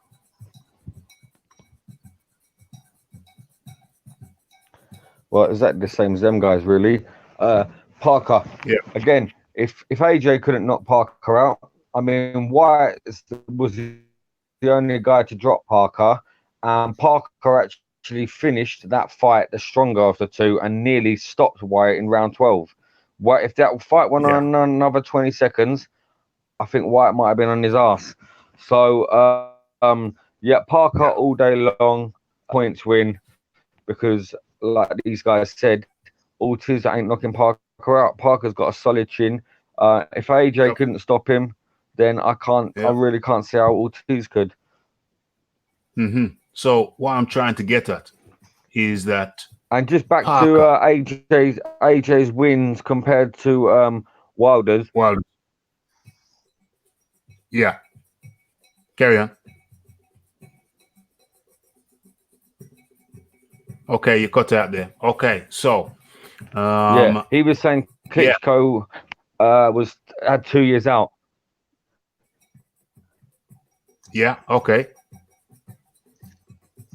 Paul Walker, who was a very rational guy, he's not a fanboy by any means, and I respect his opinion. But Klitschko was actually training to fight Fury in 2 camps. He was. Yeah, Klitschko definitely his best win. And then you've got to say Parker, Povetkin, Wyatt, and Takam after, which is definitely more significant than Wilder's best wins. By far. The consensus higher ranked. Joshua. And also, I don't think Povetkin hadn't been stopped, had he? I mean, Povetkin went 12 with Klitschko, did he not? Klitschko, he'd never been stopped. Yeah, never been stopped. I think clear. Yeah. I think so again, that's the credible win for AJ. It's extremely credible. So I think it's very clear. I find it very clear that Joshua has fought significantly higher caliber opponents. If Ortiz is Wilder's best win, then we have Klitschko and Parker, who are above Ortiz on Joshua's resume as wins. So that is my finding. I find that Joshua's resume stands head and shoulders in terms of the caliber of his opponents over Deontay Wilder. Is there anything anybody want to add? I'll just tack on the end there. Yeah, I'd like to see. Where you go, AD? Go ahead, AD. I'd just like to say, if Povetkin can come through the Hunter fight, I think him versus Ortiz would be a great fight. And also, I'd like to see Parker Ortiz. Who do you want to see? Let's see. I'd like to see if Povetkin Hunter, win or lose Povetkin against Hunter. I'd like to see Povetkin versus Ortiz after, or even Parker versus Ortiz. But again, we're going to see what kind of fighter Ortiz fights after coming off a loss to Wilder. Will he go back in? Well, under the top 20 names. It'll be interesting to see what kind of opponent Ortiz fights next, coming off a loss. Because his stock has risen, I believe. Yeah, Ortiz's stock has. Yeah, he may have done. I mean, to me, I think he's just getting older and more worn like a tire. No disrespect to him, but I think Ortiz is getting like an old worn tire now. He's just getting worn out, and I don't see him getting better at his age. I see him getting worse. Big Boys Boxing, you want to say something? Yeah, I'd just like to say, we've all pretty much agreed that Joshua has a better resume than Deontay Wilder, but I'd like to add that is simply proof for us for what level a fighter is at. It doesn't actually mean that one fighter is better than the other. So don't get the wires crossed. Explain that again, Big Boys. I didn't get the full gist of it. Okay, the breakdown of the resume for me is proof, or more solid proof, of where a fighter is at. But actually in the ring, for me, it doesn't mean because you fought a lot more better opponents, it doesn't mean that it creates a predetermined outcome of a fight if two fighters come into the ring. So no. Yeah. Nothing's predetermined. Nothing's predetermined. Anything can happen. This is boxing. This is heavyweight boxing. Anybody can get it on any given day. Well, Big Boys is totally right because AJ's got a much better resume than Andy Ruiz. Exactly. So There you go. resume isn't everything. No, resume is not everything. It is not. It just gives an indication of, we'd like to see a fighter who doesn't have a stronger resume to fight more high-level fights. Yeah. And also on the end there, I would love to see Povetkin versus Ortiz. I think that's an awesome matchup, and that will settle a lot of arguments for a lot of people. Povetkin versus Ortiz. Well, listen, after all this talk, I'd be happy to see Joshua versus Ortiz. I don't think there's any way the PBC are going to allow any of that to happen. Damn. We're more likely to see Ortiz versus Kalnacki. I think they're going to use Ortiz as the gatekeeper to Wilder in those fights. Yeah. I hope I'm wrong. They're going to keep him PBC. They're going to keep him PBC. And the reason people may ask, why would they keep him PBC, is that if you've got a guy who you don't really allow to fight out, then how can you gauge him? How can you gauge him between him and Joshua? How can you gauge between him? We're talking about Ortiz and Parker, Ortiz and White. You just can't gauge the fella. It's like, let me try and find a comparison. It's like, okay, let's take bodybuilding. It's an unfortunate comparison. Let's just take that. At one time, you had the NABA. That was the British Association, or the European division. And then you had, what was the American one called? I can't remember, but it eventually became the IFBB. So you had NABA, and then you had the IFBB. So it's people doing the same thing, but not competing against each other. And so as another layer, as another factor of why Ortiz declined the Joshua fight, could it just have been due to the fact that he wasn't fit? Or was there another layer? Because we know that fighters who aren't fit take big money purses all the time. So was it a justifiable reason that Ortiz couldn't get in peak fitness to face Joshua for him to decline an all-time high purse? Or is it the fact that Ortiz is on some kind of restrictive contract over there at PBC?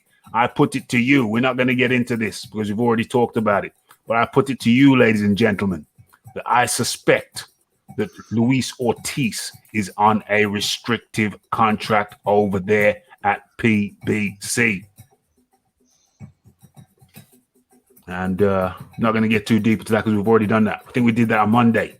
So anybody who wants to delve deeper into that, go check the Monday show. And at that point, I'm going to stop the questions because I realized something about this question thing. I'm onto something here. You get a controversial question asked by one of my subscribers, and then we get the chaps to chop it up. And you know what? It's a winner. It's Raphie's mailbag. It's Raphie's bag. Okay. And now we're going to get on to the actual topic sheet. Okay, and we are going to go straight into it. I showed a video earlier on. Well, there's a video. I made a video, my last video, I think it is, and that it talked about. Let me go into that screen and pull it up. Let me go ahead and pull that up. Let me go ahead and pull that up. It is called Anthony Joshua's Ruiz Killer Combo. Now, based on one of the many questions that I've seen floating around on the channel, I think it was one from one of my LDBC friends said that Joshua, oh, who was it? It was the Beeb. It was my good buddy. It was my good buddy, the Beeb. What did he say? Let me go into this video right here and catch what he said. My good buddy, the Beeb. Where is it? Yeah, it's right there. Joshua is in trouble. My good buddy, the Beeb, said Joshua is in trouble in relation to the video I made. Anthony Joshua's Ruiz killer combo. I don't know. I'm scared. Can I even play a little clip of it? Is it copyrighted? Can I play a little clip of it? I'm going to take the risk. Fair use on audio is okay. Say that again? Fair use on audio is okay. But this is a video, though, so I'm not going to do it. Well, you can play the video in the background, and it should just play the audio through here, shouldn't it? No, it's not talking. It's just shadowboxing. It's just shadowboxing that I was going to show. So I'm going to leave that one then. I'm going to leave that one. But yeah, so there is a narrative. There is a narrative stateside. Ruiz is an American, Mexican, American, whatever you want to call it. But there is a narrative stateside that Anthony Joshua, he might make it through, but that's the best he can hope for. He might make it through. My question to you, after seeing the footage, anybody who hasn't, I'm going to take a risk. Am I going to take a risk? I think I'm going to take a risk. Play a little bit of the footage. I'm going to do it. I'm going to do it. Let's take a chance. Let's take a chance. This is on Instagram, so it might be okay. Let's take a chance. Show a little bit of the footage. A little bit of the combos. Where are we? Are we there? I think we're there. Okay. So, should be coming up now. You've got the time delay. We've got the time delay. It shows Anthony Joshua. I'll tell you what I'm seeing. He's using the straight, then he's using the double left hook. One to the body, one to the head. Obviously, am I even sharing? Okay. Still can't see it on the YouTube screen, but there we go. Okay. Eventually it comes through. It must be a 20-second delay. Let me make this. How do I make this fill the screen? Where are we? Where is it? There it is. There it is. So it should come up bigger now. Okay. And what I'm seeing is I'm seeing the straight rights. Seeing straight rights. I'm seeing combos, fast combos. I'm seeing lateral movement. Lateral movement, not backward movement, lateral movement. Straight punches. I'm seeing the left hook. There we go. Left hook, double hook. It's a double hook. I'm seeing high hands. I'm seeing a little bit of bobbing. But I'm seeing Anthony Joshua keeping things long for the most part. He's varying the speed of the punches. That adds to deception. He's using range. But on occasion, he'll come in with a hook. When things get close, come with hooks from the left-hand side. Okay.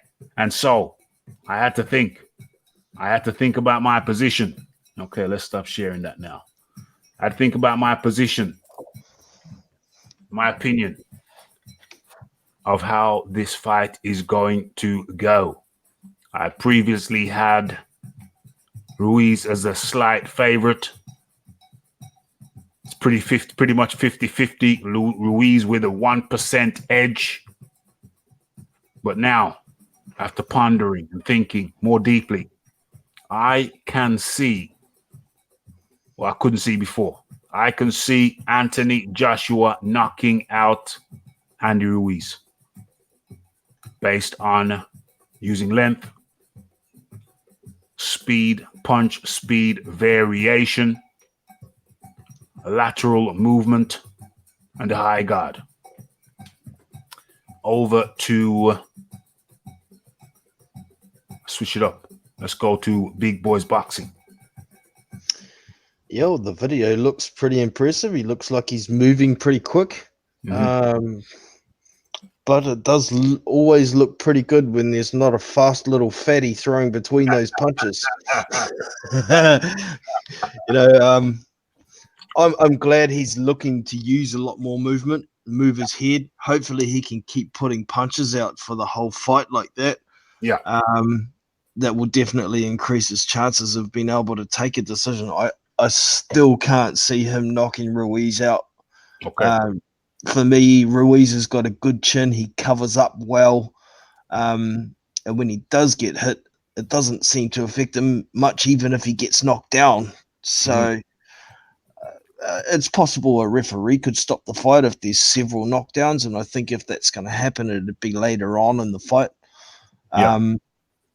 I think the biggie for Anthony Joshua is getting through the first 6 without getting too touched up. And then he's definitely got a good chance of winning the fight, in my opinion.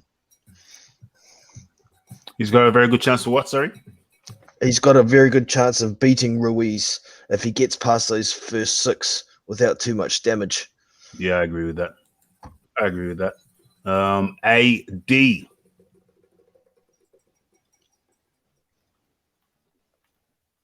AD. Yeah, well, again, I think he's trying to use the jab. He's going to try and move a lot more. Yeah. Can you hear me? Yeah. Yeah, Raphie. I think I think last time AJ got in trouble when he went in for the kill, didn't he? After the knockdown. So I think even if he does knock Ruiz down early, I don't think he'll go in.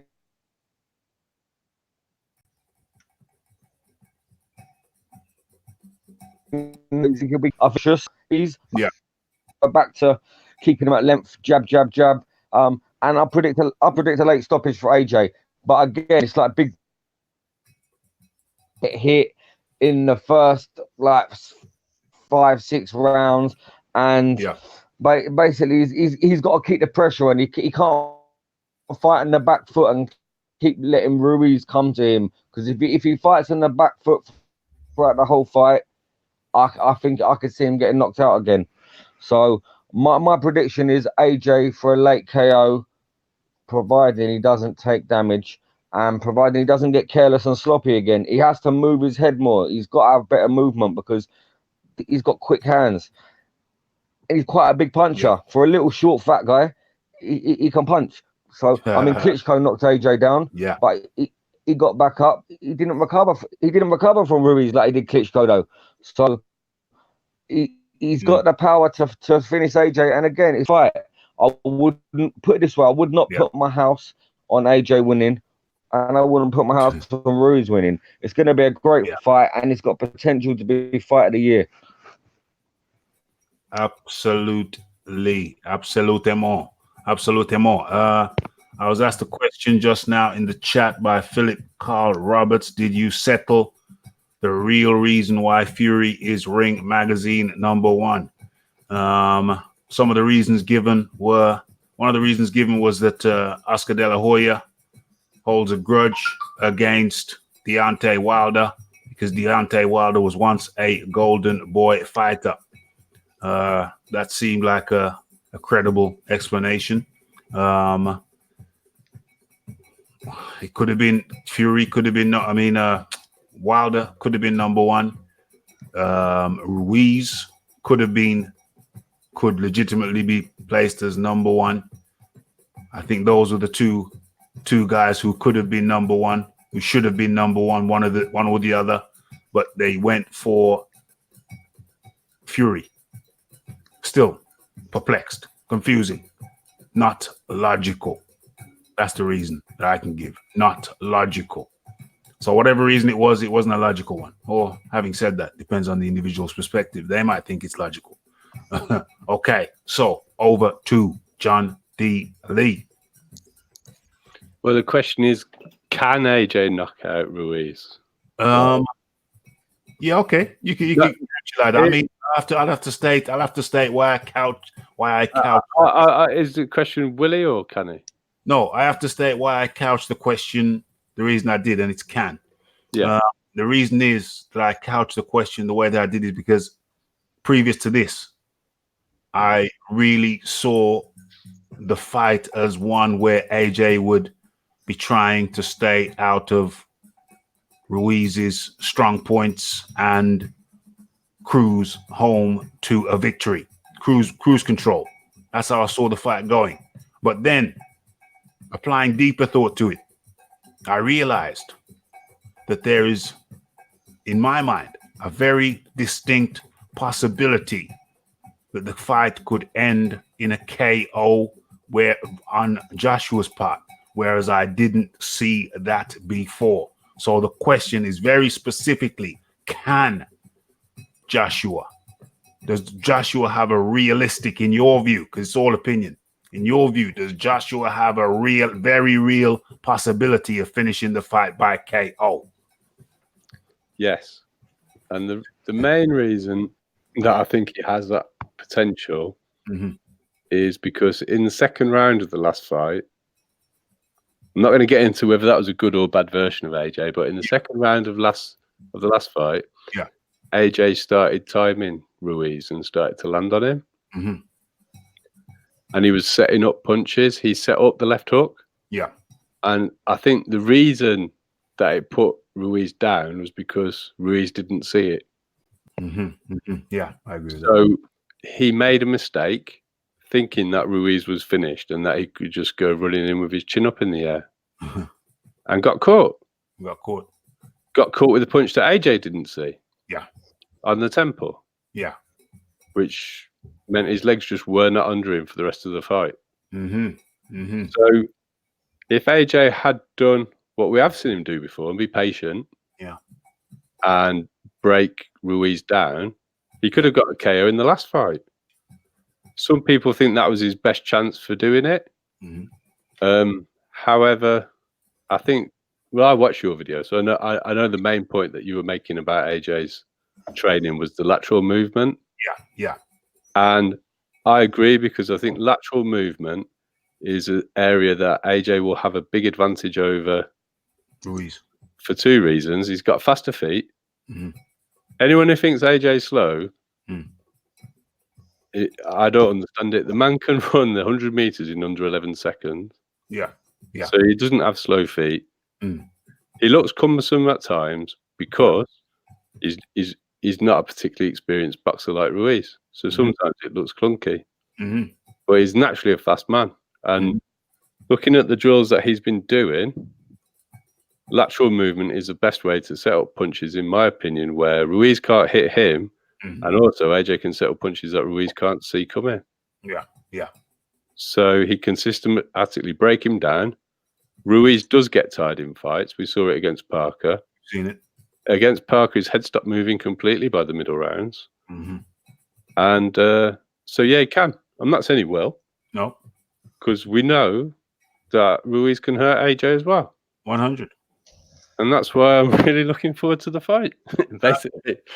Absolutely. And of course, people, if you have not subscribed to the channel, but you enjoy the content, please subscribe. If you have not hit the like button, but you enjoy the show, please hit the like button. If you want to get your questions in for the start of the live shows, then the Twitter, then post your questions to me via Twitter. The Twitter link is in the description box. And of course, if you want to see pay-per-view shows covered live on Raphael Dawkins Combat Radio, hit that PayPal button for the price of a pint down your local, or even half a pint. Okay, so we've done that one. Big boy, did you get your go?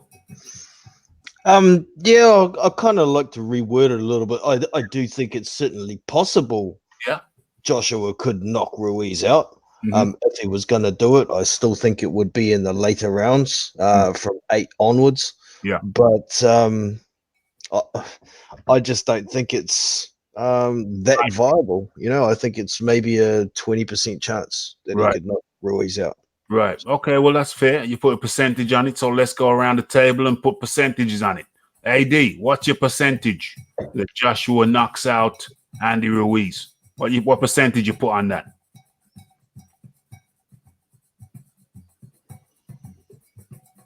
Okay. AD is otherwise disposed at the moment. We'll go straight to John Dealey. John Dealey, AD is back. AD is back. AD is back. AD is back.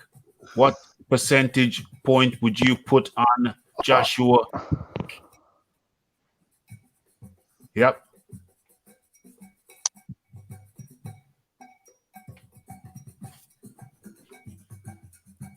Okay. Yeah. Big I'd big say boy boxing has had to fly the coop. I'd It's been say great very having you, little big boy. percentage in the first 6 rounds. I think he's going to be cautious. I don't think he's going to be going for the knockout for the first 6 rounds. From round 7 to 12, I'd say 45-50%. Okie dokie, 45-50% in the latter rounds. Thank you, AD. Okay, big boys boxing has I'm had to pretty fly confident, the. Raph, that AJ is going to go for the late knockout. I don't think he's going to leave it down to a points decision because you're going to have a lot of people.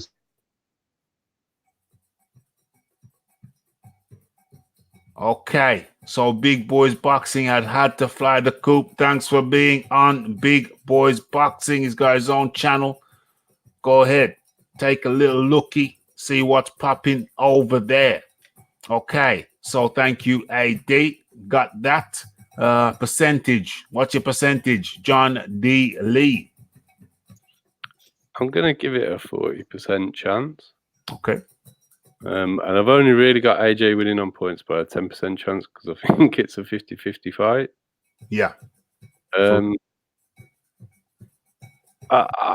We'll see what happens. I mean, we haven't got that long to go. You haven't got that long to go. It's going to give a full prediction when we get closer, but those are my percentages. Yeah. So it comes down to my percentage. What we're talking. I'm going with a 33% chance in the latter rounds. Talking about the latter rounds, be systematic. We've seen him be systematic before. It's got to be systematic. Technical. I think he's been drilling that stuff. It must have been riding him like a demon. The last must have been riding him like a demon. And I think this time he's not going to be distracted. And let's not get it twisted. I think one of the main reasons for his loss against Ruiz, not taking anything away from Ruiz, who is a very accomplished boxer. But I think one of the main downfalls of Joshua that he was distracted. Too many things on the plate. Too many opponents. Excuse me? The ring rust as well. Everyone's forgetting about this. Ring rust could well out of the ring from September till June the following year. That's a long time. That's like 9 months. The longest he's ever been out of the ring for. That's like 9 months, 8-9 months. That's long. That's too long. And Ruiz was razor sharp. He'd just come off a win. 5 weeks prior, 6 weeks prior. That took a week off, went straight back into training camp. Let's see what happens now. I think this is going to be a way more focused Anthony Joshua. Ruiz came in focused anyway, so we're going to see a better version of Joshua. That is my prediction. Okay, we've wrapped that one up.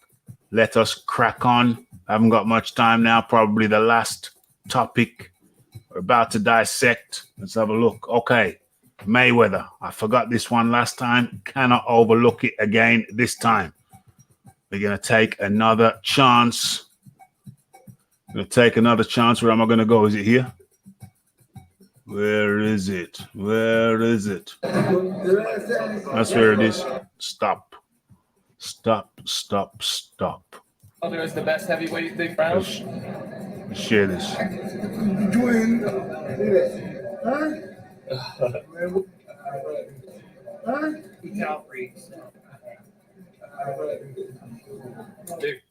Okay, so we got that queued up. See, Wilder is the best heavyweight. Right. Okay, got that queued up. This is the last topic, folks. We're about to chop up. Time flies. Let me share this.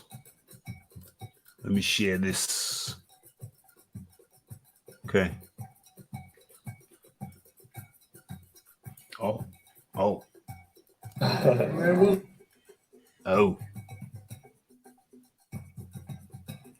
Okay, so there's a time delay on the share.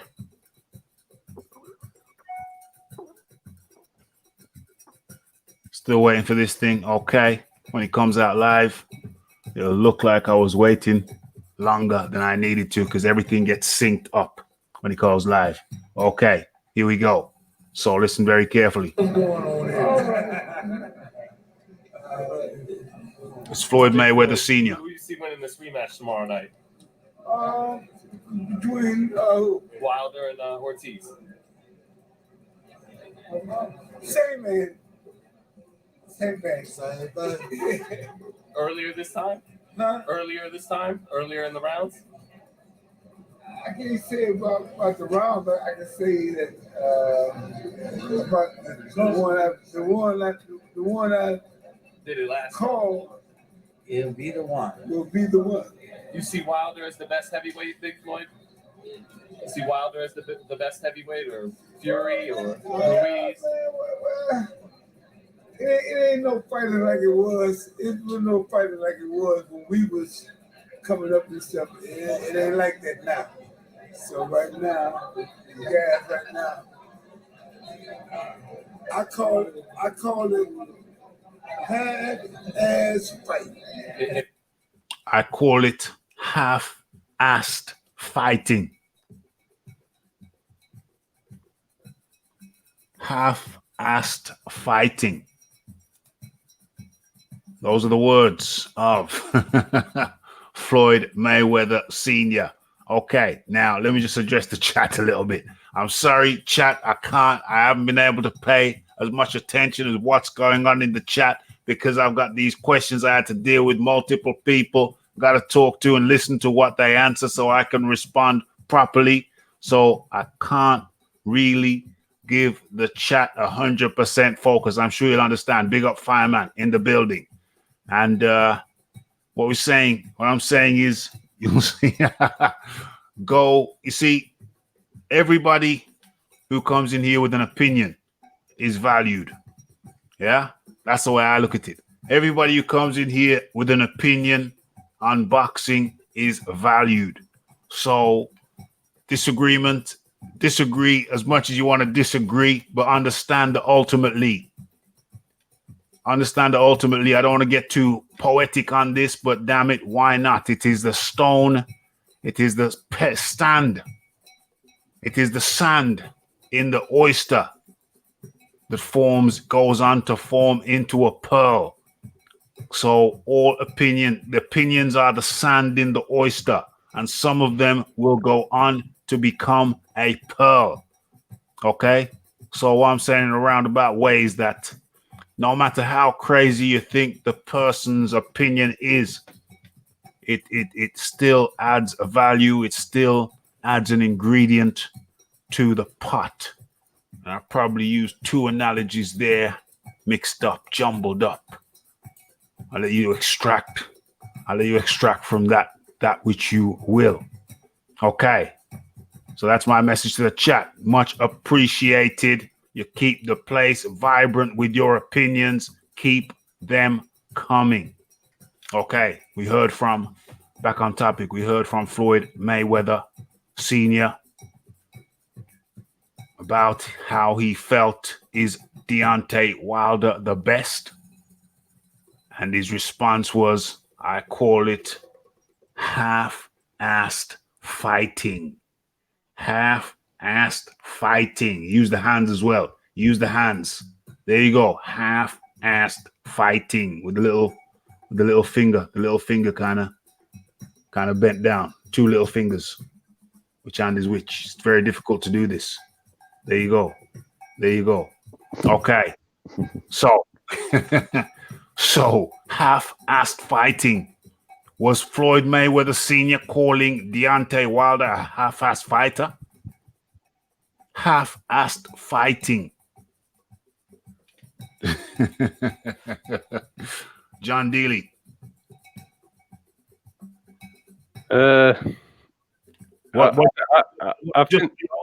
Overall, what you feeling? How are you feeling? What's your view? Half-assed fighting from Floyd Sr.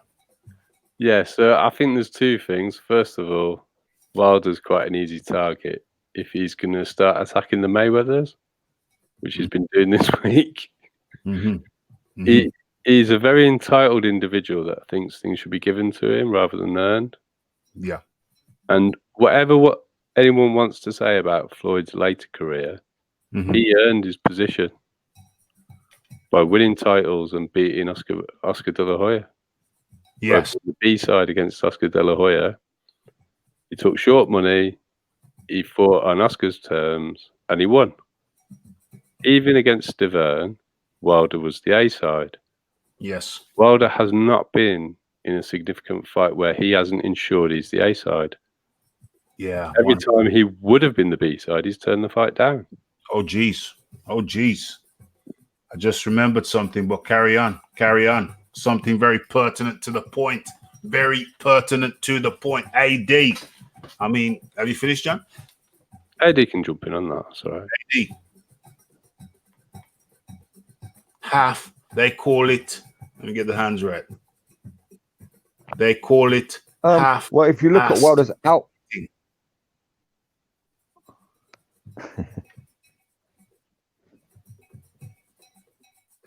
Go on, AD. Carry on, Yeah, mate. well, if you look at Wilder's output of punches in the first 6 rounds, then you got to say that Mayweather's bang on the money, haven't you? Because Wilder didn't throw many punches in the first 6 rounds. I don't know whether he was conserving energy to wear Ortiz out, but he is quite a lazy fighter. Even in the Fury fight, he's not very active.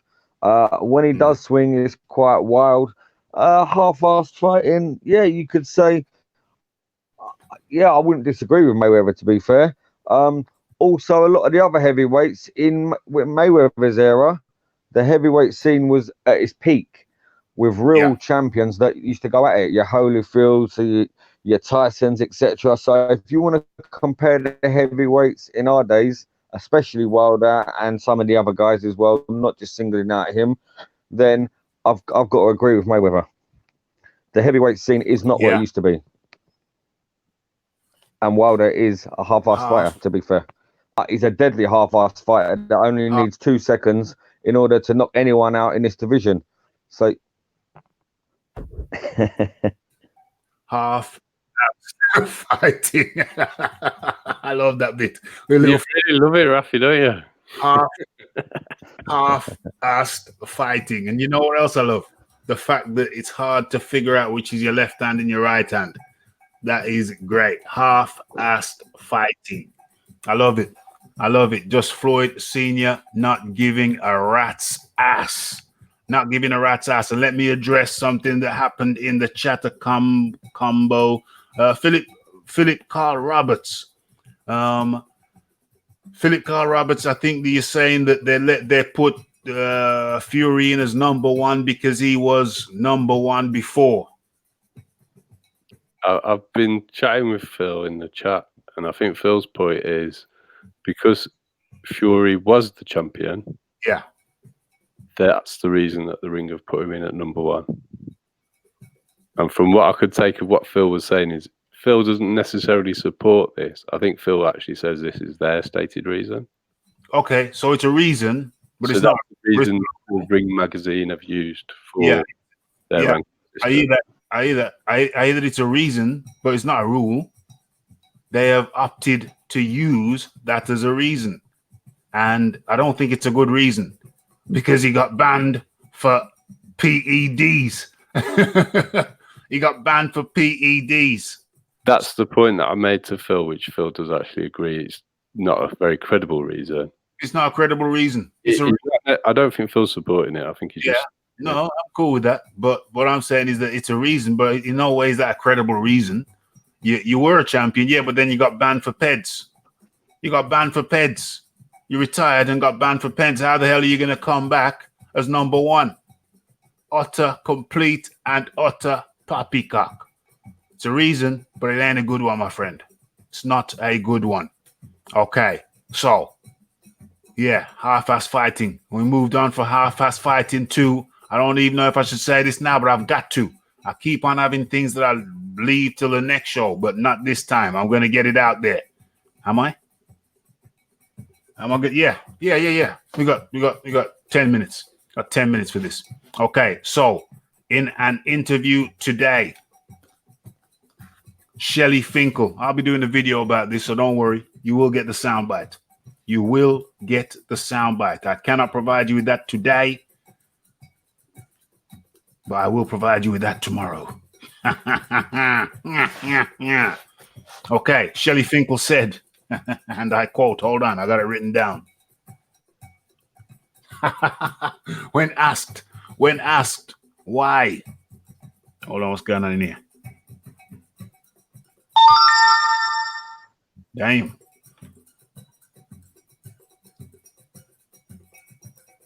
Okay, right. So, Shelley Finkel was asked, why did Deontay Wilder not fight any of the Klitschko's? And his response was as follows. Well, Vitali had retired by then, and Deontay wasn't ready for Vladimir back then. But I repeat, Deontay Shelley Finkel stated in an interview, recorded interview today, audio interview, audio to come tomorrow in a video. Watch out for the video.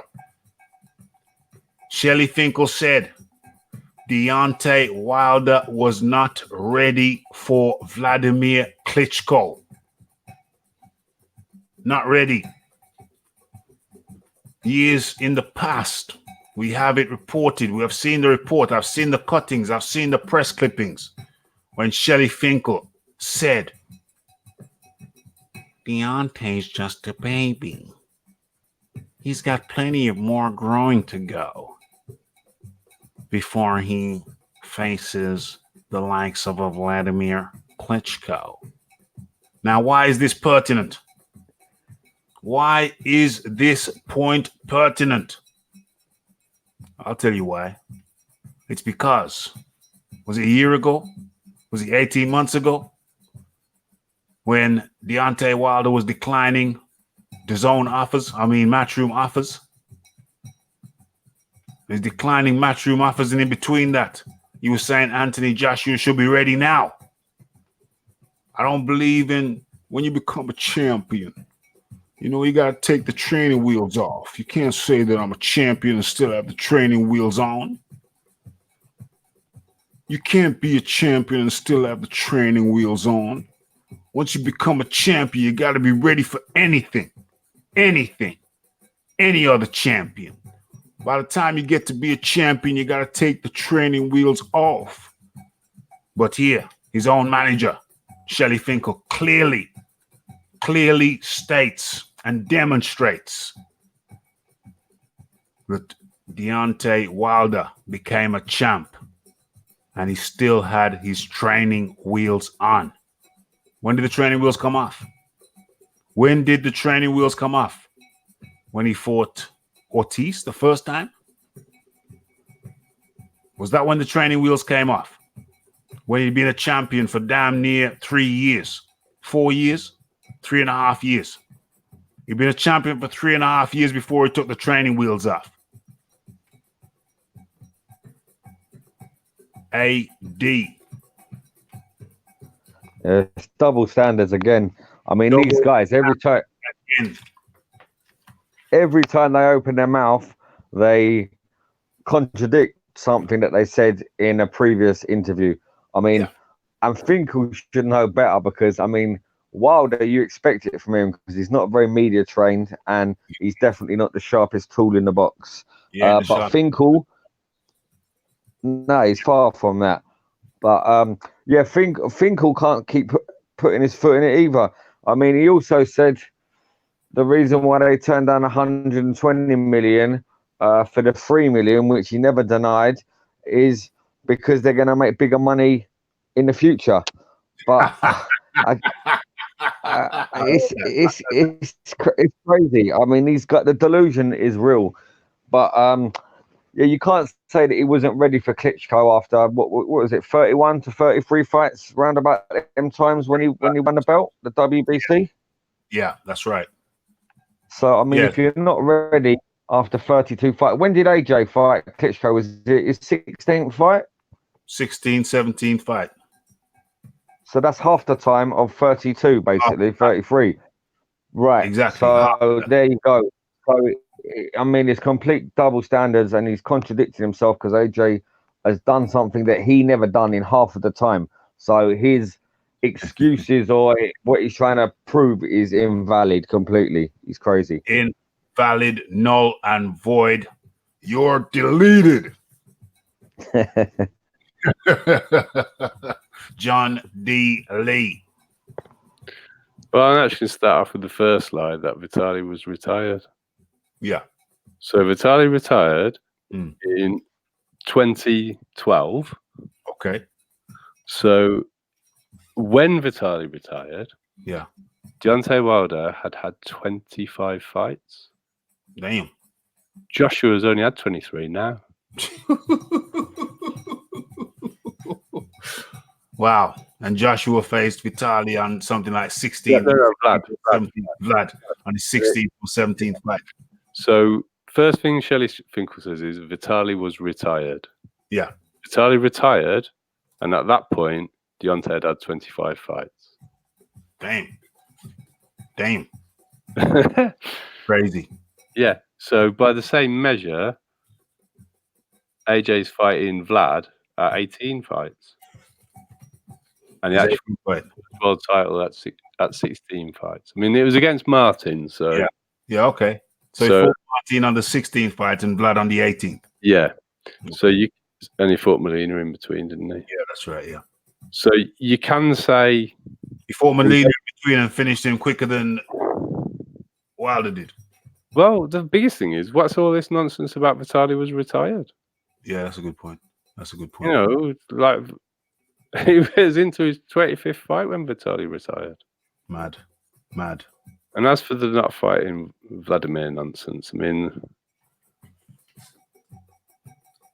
I still think, but I can't prove it, so we'll just have to wait and see that Wilder can't hold a punch. And Shelley Finkel knows Wilder can't hold a punch. I strongly suspect that. That's why I asked the question. Because I strongly suspect that. Like I said to Phil, obviously I can't prove it, but I haven't seen Ortiz knock anyone out. Mm-hmm.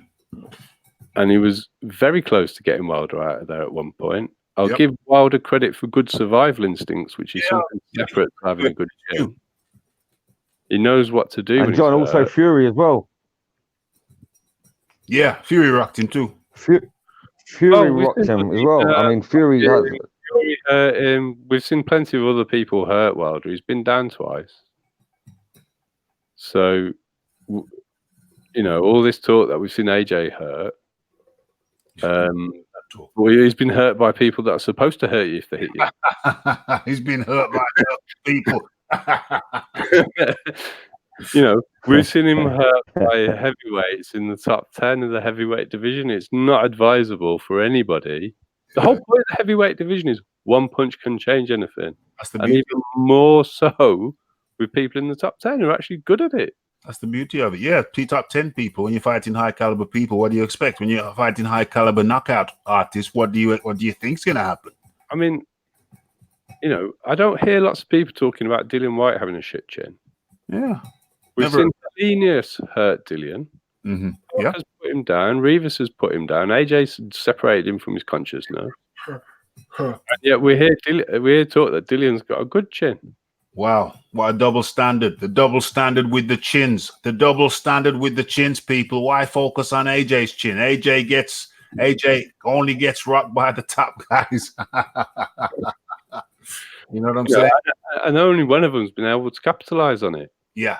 You know, and if you actually look at the punch in slow motion, AJ doesn't see it coming and Ruiz gets all of his weight into it in close quarters. Mm-hmm. Mm-hmm. So if you can take 268 pounds hitting you on the temple, yes, you've got the most iron chin of all time. But I'm not sure too many people can take that. 100. So we just also carry on, AD. Hitting the temple, it rattles your brain and makes your legs go, doesn't it? I mean, it's different from getting hit in the chin. So I mean, I don't blame. I don't think AJ's got a weak chin necessarily. He got hit with a good shot that he didn't see coming. When you don't see a punch coming, it affects you more, like you said, when the weight's going in. But when it hits you in your temple and it rattles your brain like that, your legs they can't hold up. Yeah, I mean, but John, what you said about what you go on, mate. Sorry, go on, crack on. Well, I was going to say, what you said about sorry, mate. Go on, you go. Okay. Well, what you're saying about a temple shot, that's actually how AJ really beat Dillian. He caught him with a temple shot first. Saw he was ready and he was on wobbly legs, and then he got the uppercut in. But the temple shot is the one that I thought set him up for that knockout. If you go back and watch that round, temple shots are just anything around the ear as well. Yeah. Ruiz kept hitting him on the ear. The ear's your balance, isn't it? So if you keep one around there, you're going to disturb their equilibrium. And yeah, I agree. Discombobulate you, temple shots, discombobulate you. So we have just chopped up, dissected, disseminated, highlighted the fact that Shelly Finkel once again confirms that Deontay Wilder did not fight Vladimir Klitschko or even Vitaly Klitschko because he simply wasn't ready for that kind of challenge, even though it was something like 30 fights in. 30 fights in. For Vlad, he was, yeah, for Vlad, and he could have fought Vitaly earlier. He could have fought Vitaly at 25. Anywhere from 25 to 35 fights. 32. 25 to 32 fights. I'm pretty sure, Ralphie, that Finkel knows something about Wilder's chin that the world doesn't know. Because, I mean, at least Hearn will put Joshua in with top 10 punchers. Finkel has done his best to keep him away at all costs. Now, if you've got a devastating punch at all costs, and Wilder has got make no mistake about it, I rate his right hand up there with the best of them. He can finish anybody off. So there has to be a reason why he's keeping him away from these other guys. Because it's not the power of his right hand, the reason, because that's there. It's got to be his chin. But like John said, we have no proof. Is Shelly Finkel protecting Wilder's chin? Because listen, the bottom line is he has a hammer. He has a hammer. And that hammer has worked every time but one. Every time but one or two. He's dropped his opponents every time but one. So there's got to be something in it. There's got to be something in it. So therefore, why the hell has he not had a steady diet of fighting the best over his 4 to 5 years reign as a WBC champion? Could it be, as some suspect, that Shelly Finkel knows something about Deontay Wilder's chin that we can only suspect and wonder? I put it to you, ladies and gentlemen. Listen to this. Raphael Dawkins, Combat Radio, Boxing Talk with Raphie. I put it to you. Boxing Talk with Raphie, episode 70. I put it to you that Wilder's chin has a very significant factor, plays a very significant role why he's been kept away from what we call in the UK bangers. More importantly, young bangers. If you have Ruiz Ortiz as a banger, which I strongly doubt, but if you have him as a banger, he's certainly not a young one. He's an old banger.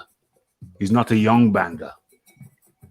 So the question has to be, is Deontay Wilder being kept away from young, heavy hitters because his team knows something? I think secret. Even the way that he fought Ortiz, he knew that Ortiz wasn't going to hurt him. Mm-hmm. He didn't do anything for 6 rounds. And I think the reason he didn't do anything for 6 rounds is because Wilder, to generate the power, has to put every ounce of his force into that right hand. So to measure it, he has to use the left as a measuring stick. Yeah, that's right. And Ortiz took the left away from him for 6 rounds. As soon as Wilder could land the left, he threw the right, and when he landed it, he knocked him out. So there's no point talking about that punch not being a powerful punch. But the way to disarm it is to disarm his left. And Ortiz was doing that for 6 rounds and landed on Wilder. And if that was someone with power, what would have happened? That's the question. Yeah. This statement that you've got to be perfect for 12 rounds and I've got to be perfect for 2 seconds or whatever he said. Yeah. Assumes that you don't have the power to knock him out. It assumes that he won't be fighting anyone who has the power to knock him out. Hold on, that's a very good point. That's a very good point there. That's a very good point. Because Wilder said anybody who fights me has to be perfect for 12 rounds, but I only have to be perfect for 2 seconds. But yeah, the point you make is very good. But what if the person you fight only needs to be perfect for 2 seconds as well? And it seems to take Wilder a lot longer than 2 seconds to set up his right hand. It takes him many, many rounds, generally. Totally. You know what? I've got a Carry on, AD. I've got a little bit of a conspiracy theory to this, right? Because if you see Wilder in the first round to the Brazil fight, now he was letting that right go. He was taking wild swings. Now Ortiz was a recycled fight.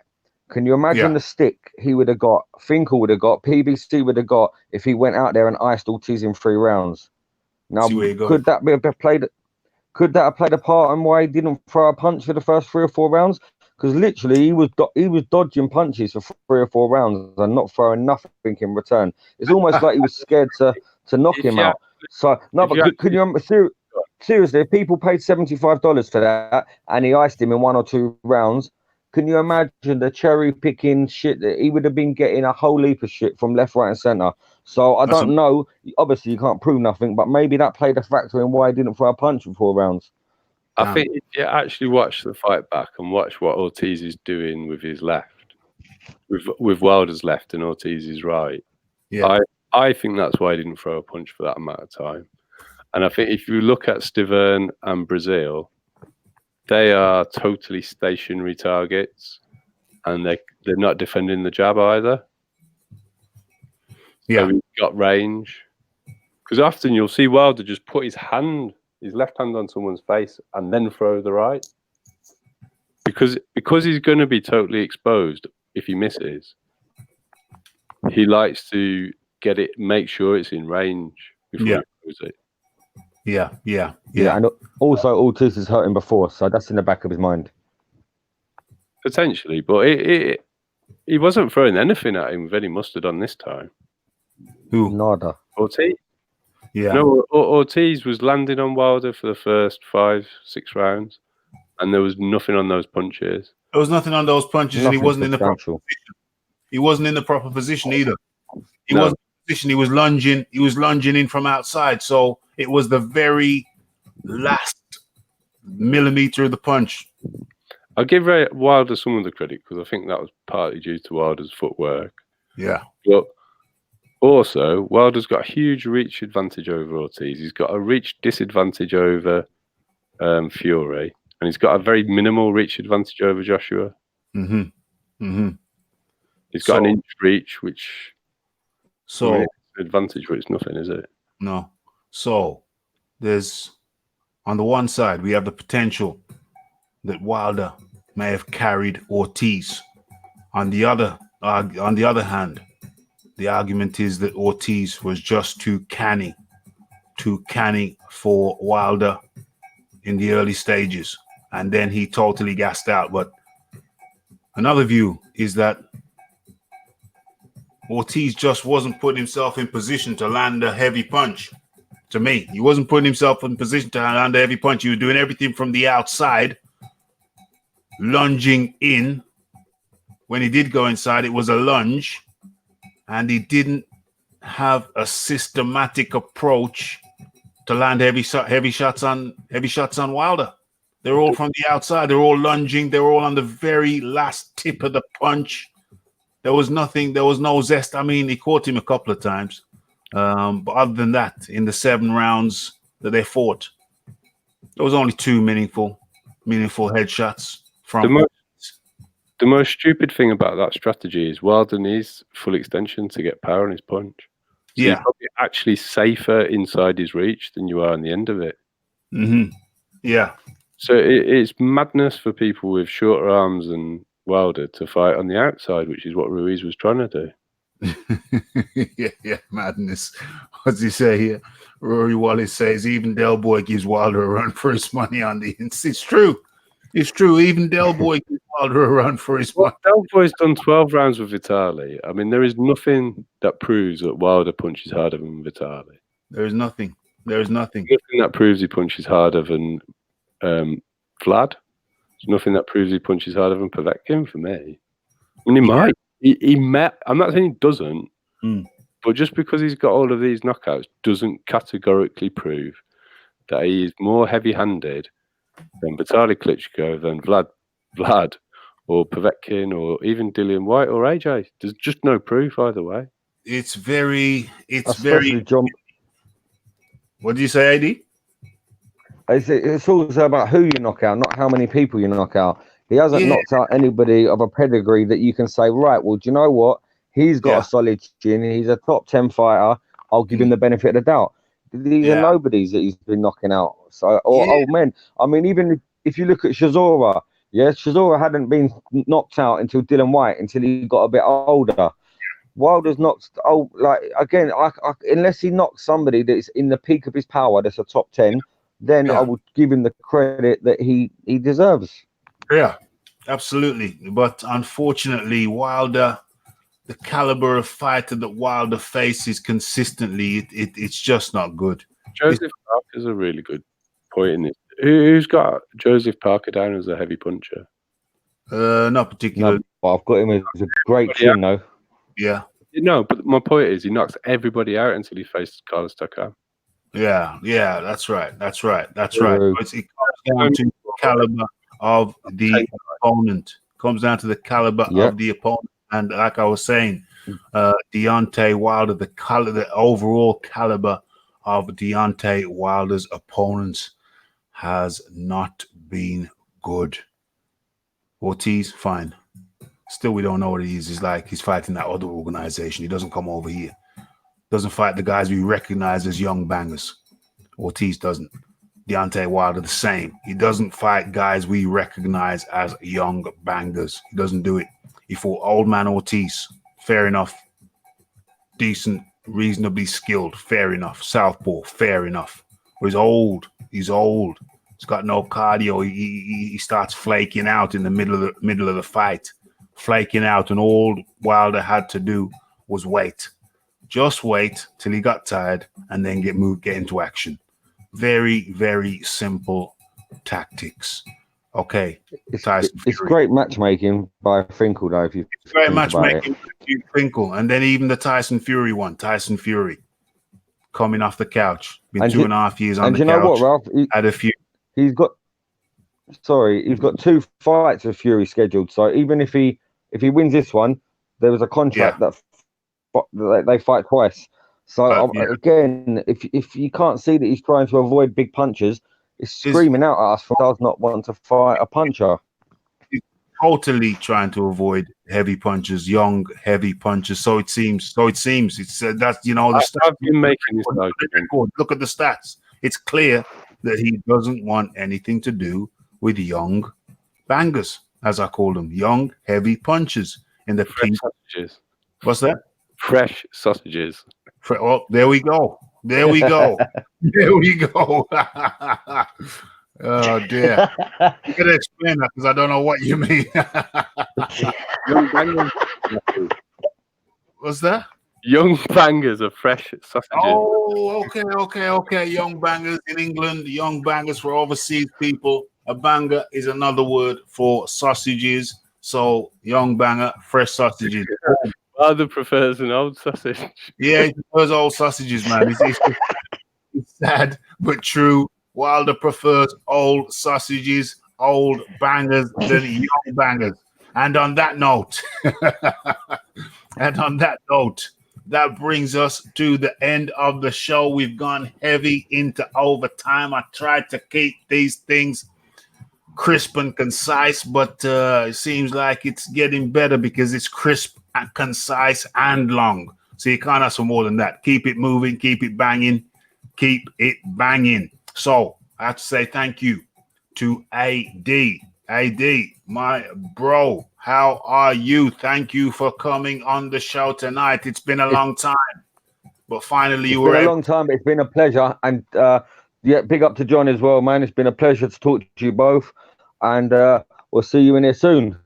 100%. And don't forget where to be, AD, on December the 7th. If you can't be, and everybody else, if you can't be in the rear, make sure you're here on Raphael Dawkins Combat Radio, Boxing Talk with Raphie. We will be doing a live fight companion. We will be streaming live on that night, and we're going to have lots of fun with people logging into the StreamYard link, thinking it's a link to the fight like last time. John D. Lee. Yeah, it was a bit scary last time, wasn't it, Raphie? It was funny as hell. It's been a good show.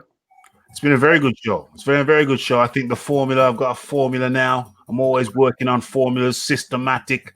I'm always about technique, systems. And I think I'm coming up with a system. I'm coming up with a system to keep things nice, tight, and it's punch after punch. It's like a heavyweight fight rather than a featherweight fight. You know what I'm saying? I don't know. I don't know. Maybe a middle. Let's go middleweight. Let's go middleweight. It's Marvin Hagler, concussive.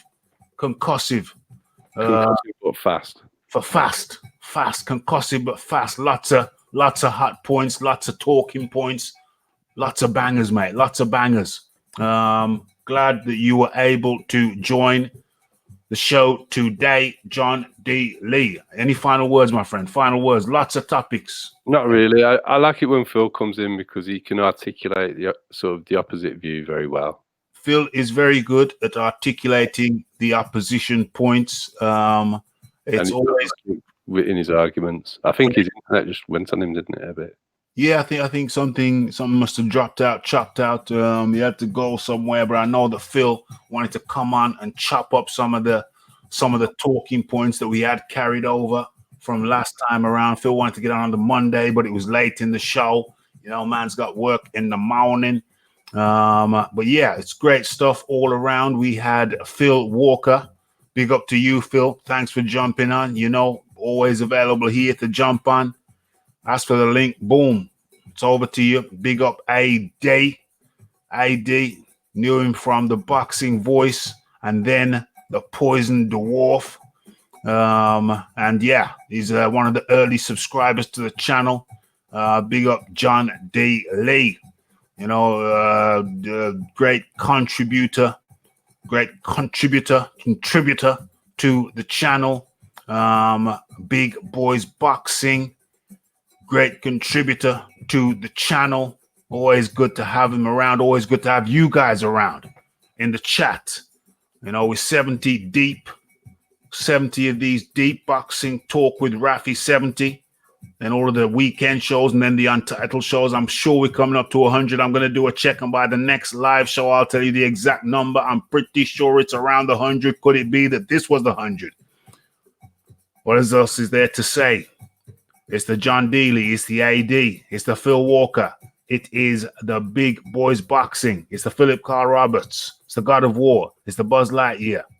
It's the Rory Wallace. It's the Fireman, long-time subscriber, one of the original man then. The Buzz Lightyear. It's the Tunde. It's the Toby Bartlett. It is. Who else we got here? Who else we got? Who else we got? Who else we got? Okay, so those are the names. Of course, how could I forget? How could I forget? It's the David Mason. And how could I forget Lisa Bayliss? So that was Boxing Talk with Raphie 70. And it was a good one. Action-packed. Topics galore. We chopped it up. Okay. And so the next scheduled live show will be on Monday. But you never know. There could be a surprise edition later on in the week or the weekend. Okay, so it's the like, it's the subscribe, it's the comments, it's the shares. And this is the hitting that bell icon to stay updated with the news and notifications. It's Boxing Talk with Raphie, 70. And all that's left for me to say is blessed.